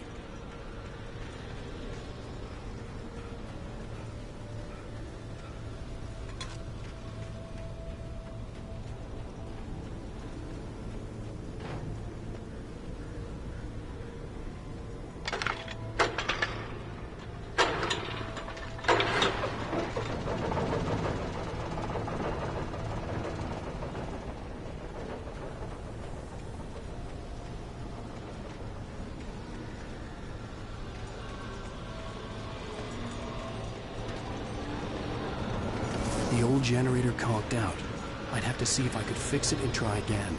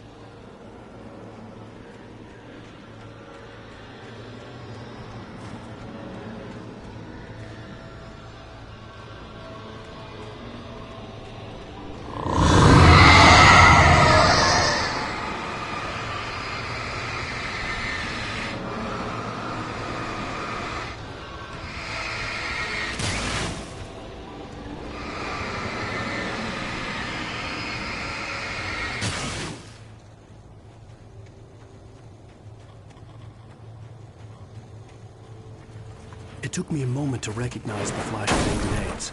They were an ideal weapon for my situation. Team 1, come in. Over. Team 1, this is Sheriff Breaker. Report. Over. Team 2, come in. I need a report. Over. Come on, guys. Talk to me.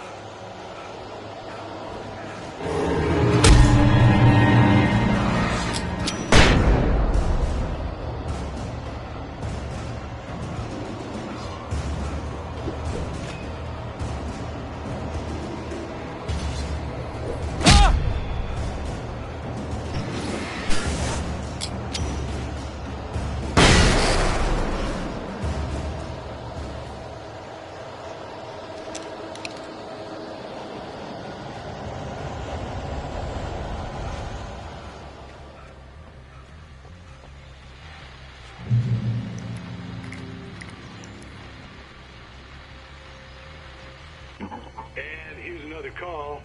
You're on KBFFM with Pat Maine. It's Milt Peabody, Pat. What's on your mind, Milt?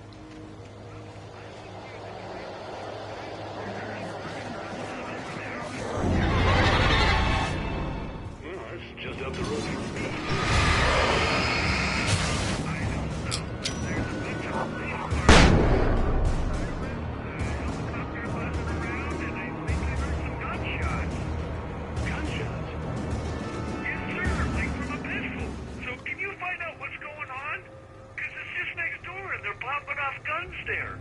They're still shooting? No, it was maybe 10, 15 minutes ago. It sounds serious, Pat. I'm telling you, it don't sound like no party. Well, I'm certainly going to give the station a call, Milt. Okay. You'll hear it here as soon as I hear from them. Okay, thanks.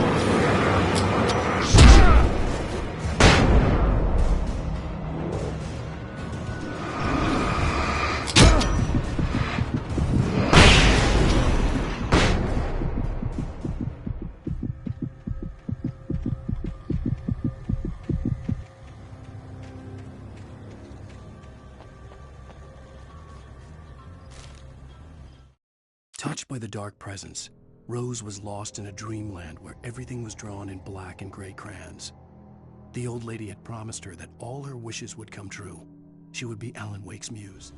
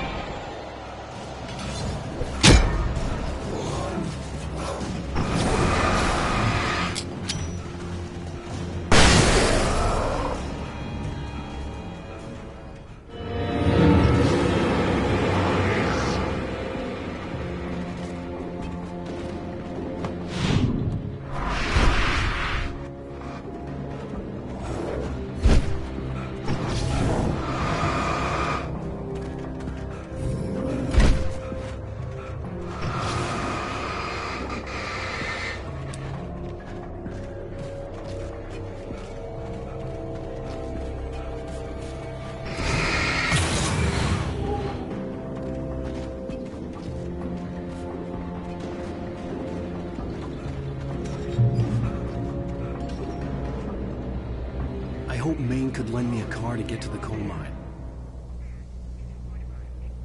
Why, hello, Lorna. What do you have for us? Well, I just don't see why the cops bothered with the trailer park. What do you mean?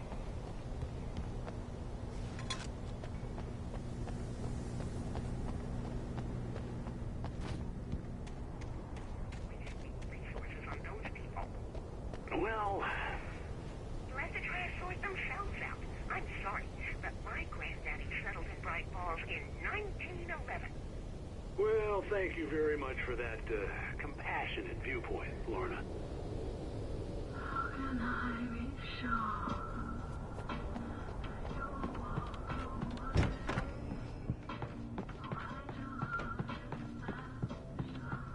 Oh, here's a little surprise. The famous writer Alan Wake just walked in. Folks, I'm going to see if I can talk him into an interview. Come on in, Mr. Wake. Oh, I'm so glad you could find the time to do this, Mr. Wake. Nowhere to run now, Dan Brown. You back away from me. Don't hurt her. Whoa, everyone calm down. Put the gun down. We're all friends here, right? Cool your jets, Nightingale. We got him. Judas Priest! What the hell's the matter with you? There's a civilian in there.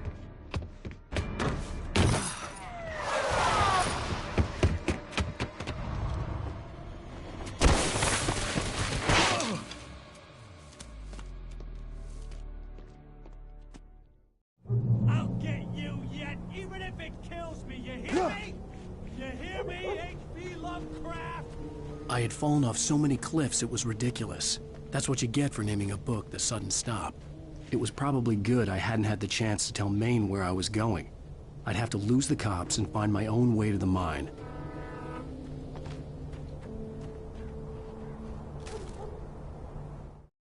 Nightingale stared through the broken studio window into the dark woods.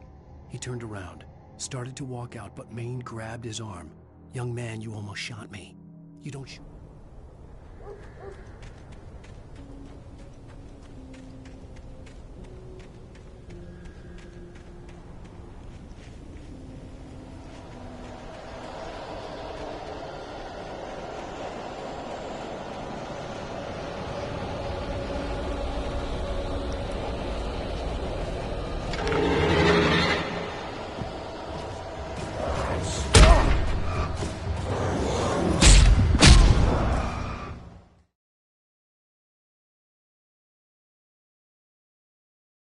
I'll get you yet, even if it kills me, you hear me? You hear me, H.P. Lovecraft? I had fallen off so many cliffs it was ridiculous. That's what you get for naming a book The Sudden Stop. It was probably good I hadn't had the chance to tell Maine where I was going. I'd have to lose... Nightingale stared through the broken stops and find my own way to the mine.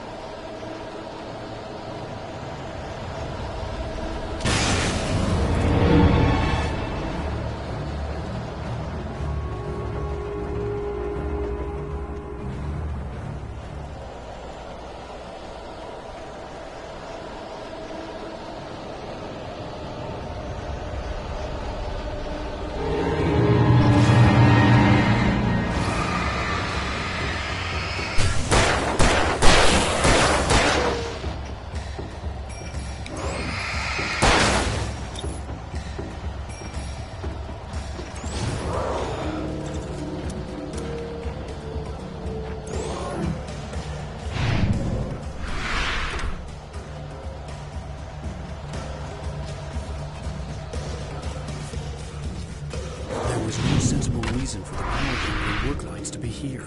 It was almost as if they'd been left for someone like me to use.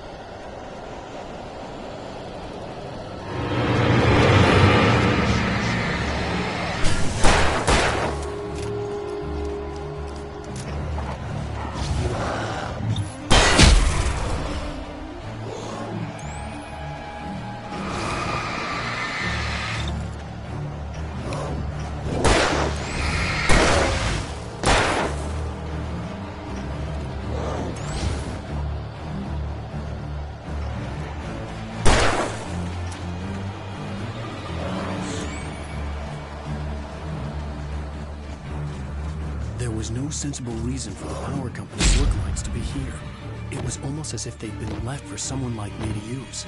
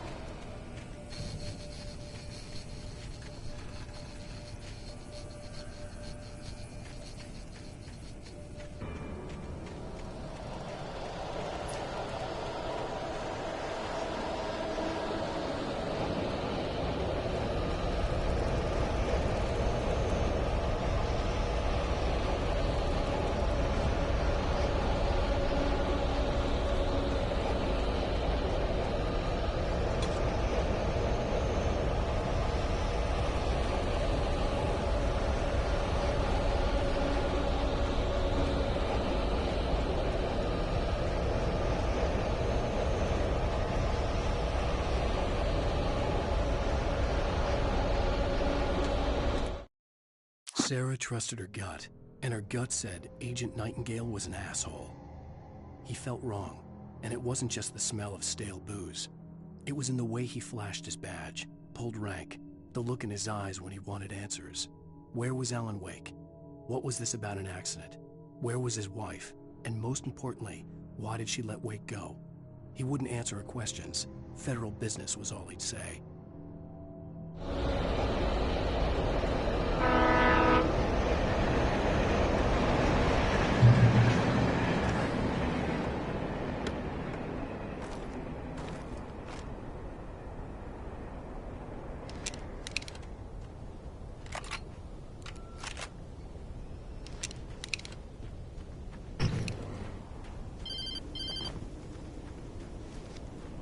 Hello? The most stubborn man I've ever met. Alice? Alice? Alan. Alan. I'm so afraid. He keeps me in the dark. Please help me. I look at you, Alan, and it's not you. Something else. Looking out from behind your eyes. Alice, I'm here. I'm so alone here. It's all gonna go to hell. You need to be careful. Cooperate. The connection had been terrible, but that wasn't the only thing that hadn't been right with the call. She sounded wrong somehow. The pipe wrenched itself loose from the bridge's steel framework. Wrapped in darkness, it floated in midair, twitching. For a moment, I didn't understand what I was looking at. The heavy object lurched at me with impossible force. I threw myself out of the way, but just barely. When I turned my flashlight on it, it shook in a dark rage before it flew at me again. But she had called me. I could see a railway bridge up ahead and a warehouse of some sort on the opposite shore. I hoped I could find a car from there.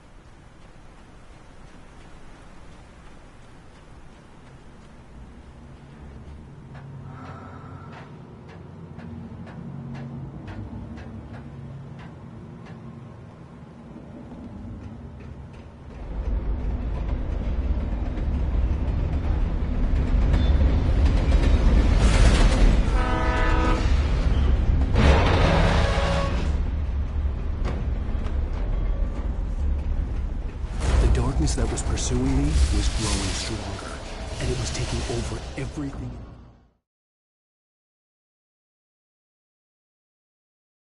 Sword on the opposite shore. I hoped I could find a car from there.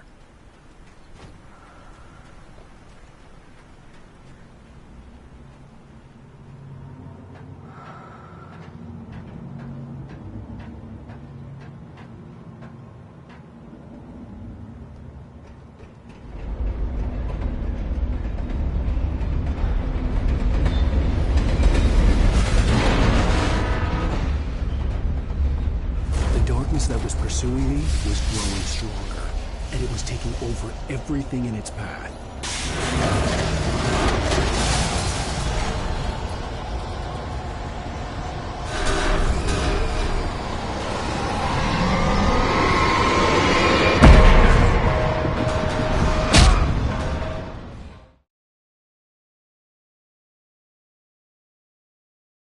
On the opposite shore.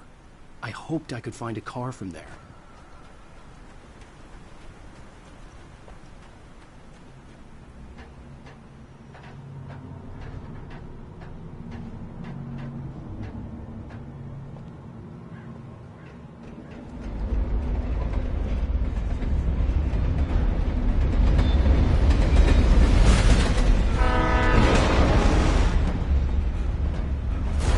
That was pursuing me was growing stronger, and it was taking over everything in its path.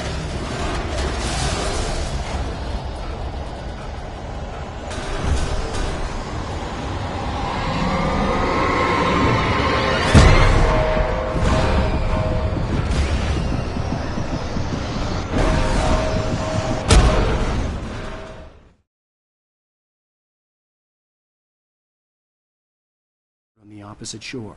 I hoped I could find a car from there.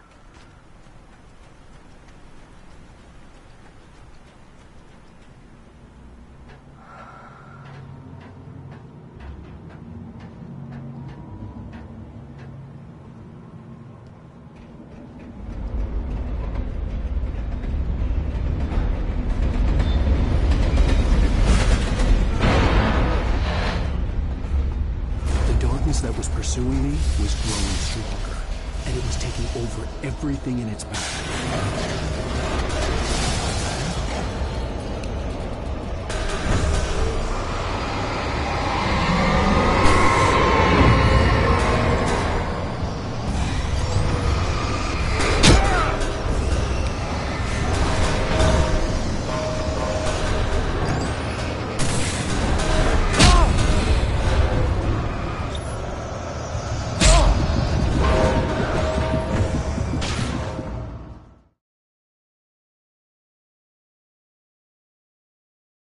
On the opposite shore. I hoped I could find a car from there.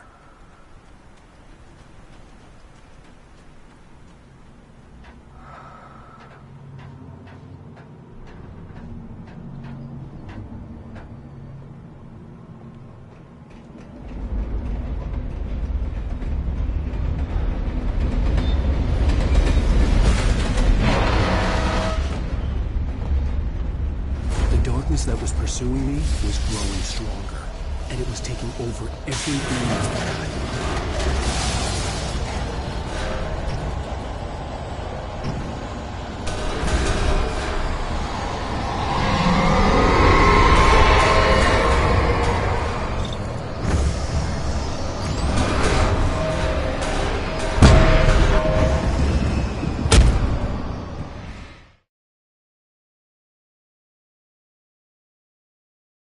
On the opposite shore.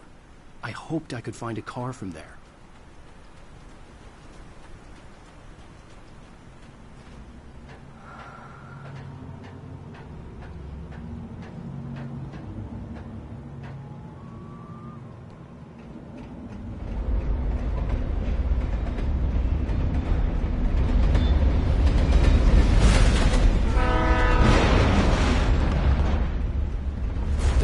That was pursuing me was growing stronger, and it was taking over everything in its path.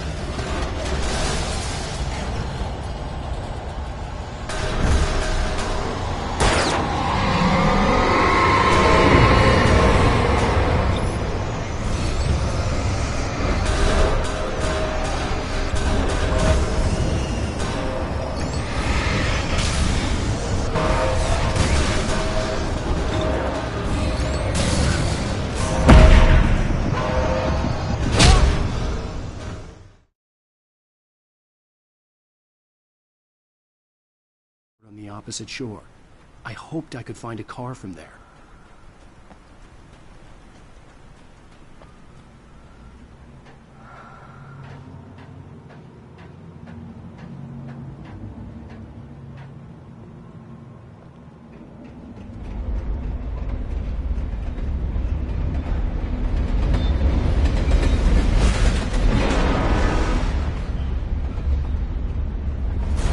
That was pursuing me was growing stronger, and it was taking over everything in its path.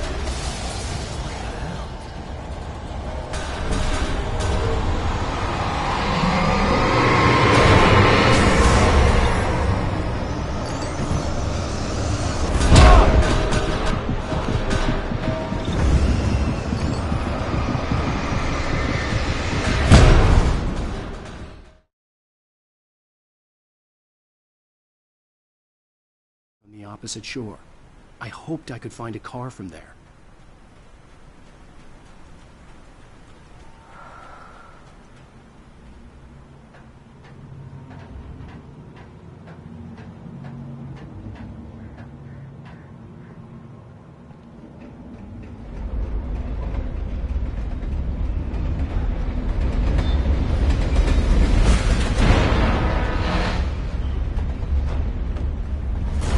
That was pursuing me was growing stronger, and it was taking over everything in its path.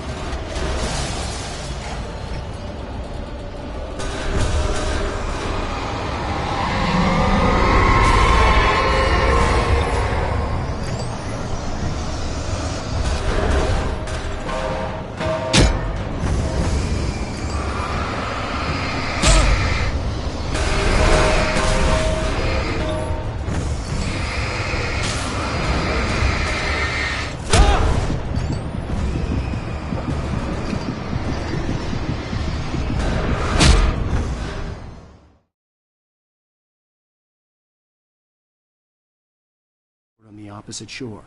I hoped I could find a car from there.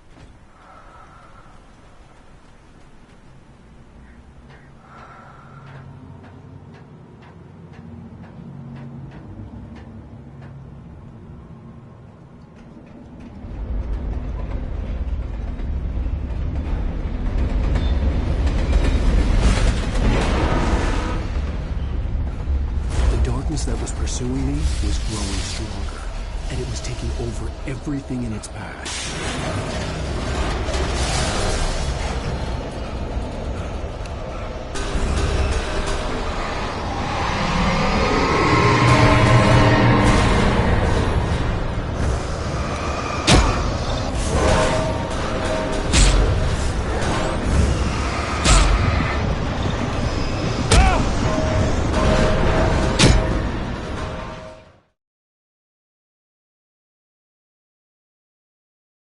The opposite shore.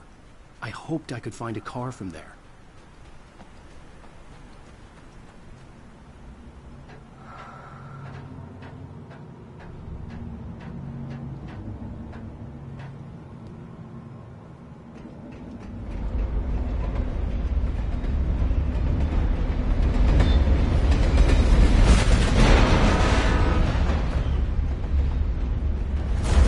That was pursuing me was growing stronger, and it was taking over everything in its path.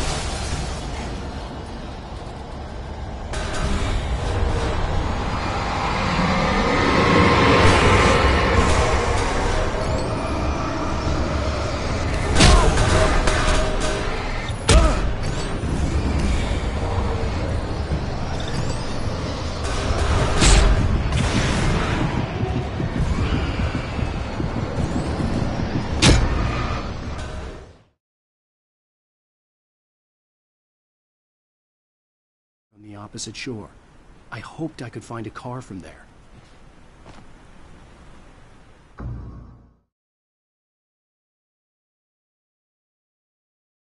Sword on the opposite shore. I hoped I could find a car from there.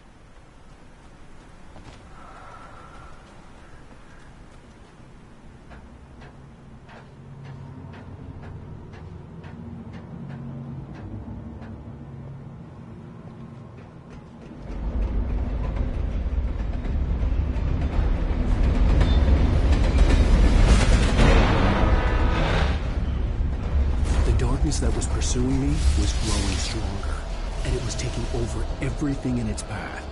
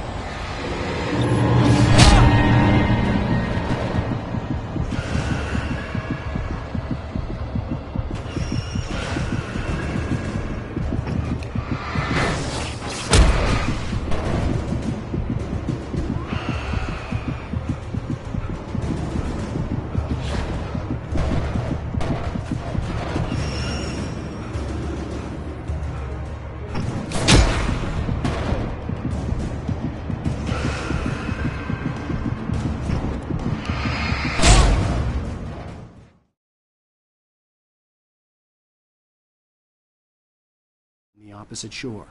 I hoped I could find a car from there.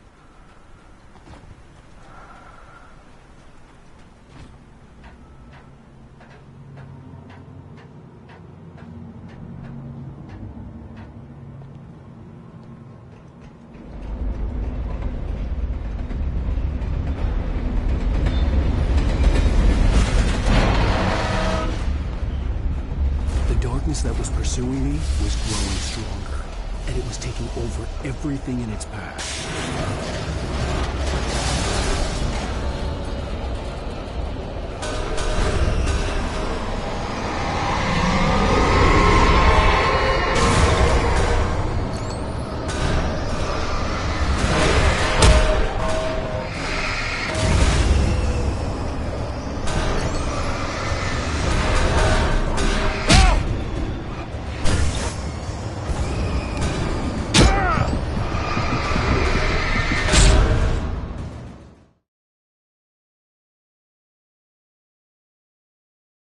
On the opposite shore. I hoped I could find a car from there.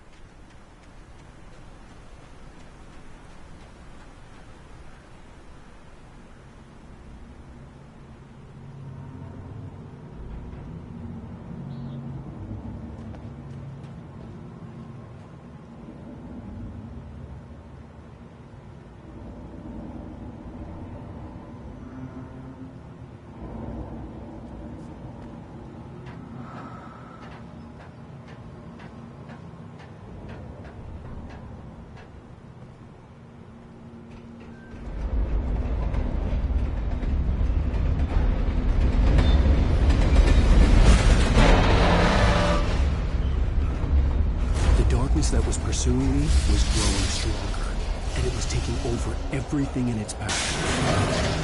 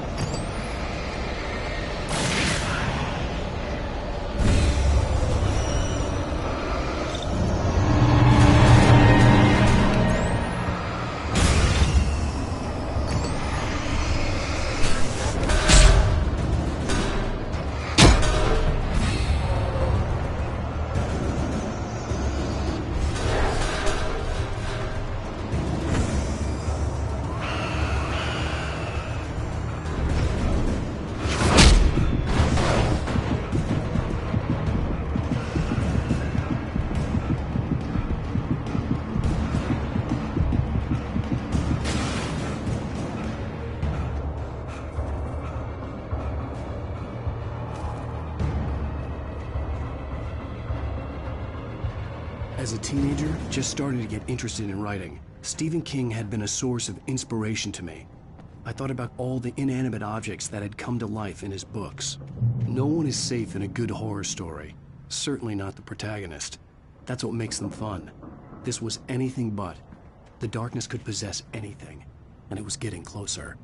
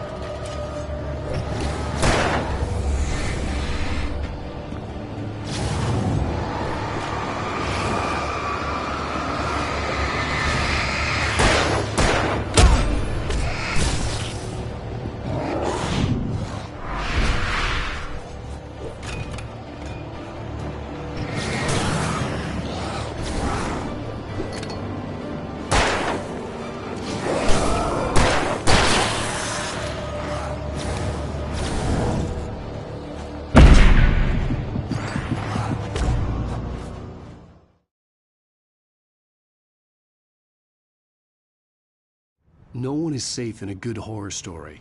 Certainly not the protagonist. That's what makes them fun. This was anything but.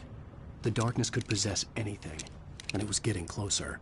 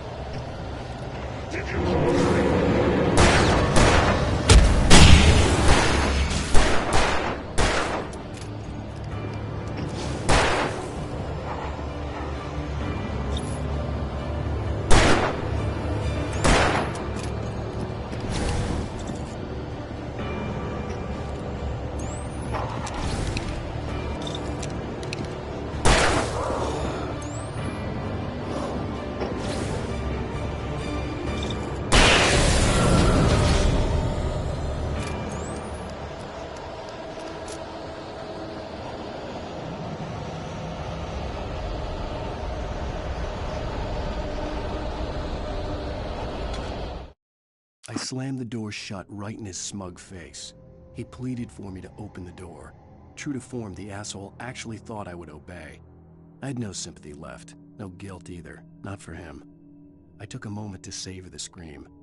I bet I had a smile on my face.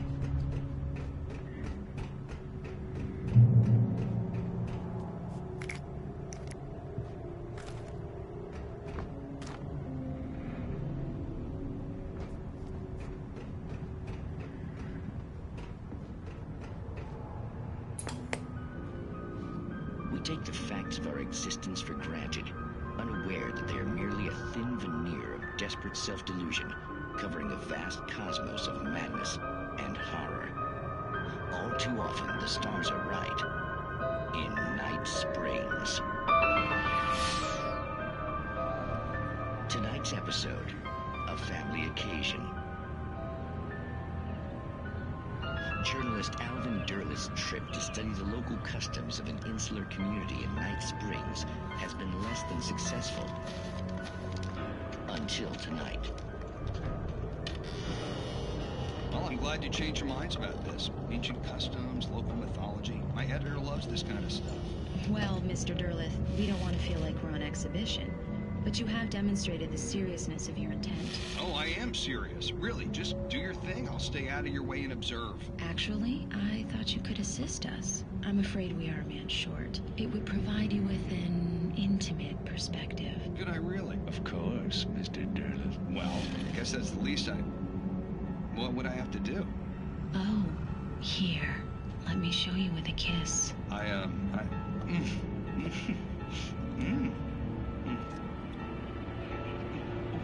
What did you have?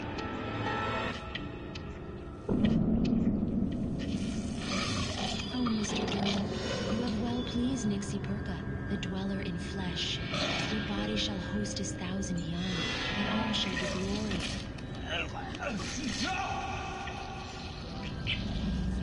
Shh, darling, be calm. Shh. Alvin Derleth learned a harsh lesson. If you go looking for mythology, it may come looking for you. And such quests always bear fruit.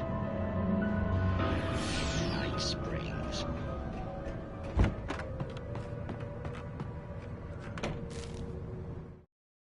The darkness surged towards me, sucking everything loose from the ground into its depths, tugging at my clothes. I saw the flare the kidnapper had dropped and threw myself towards it just as I felt my feet leave the ground. The darkness embraced me with the force of a tornado. Somehow I made...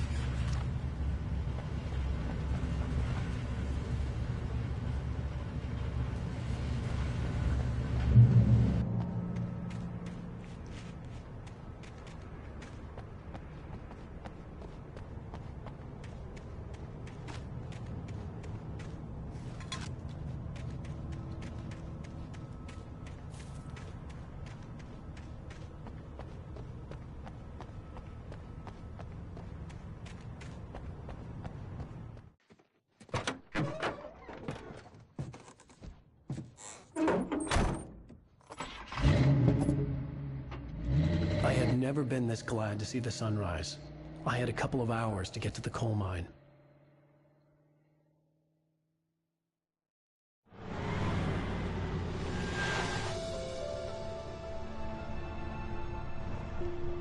The coal mine wasn't far now.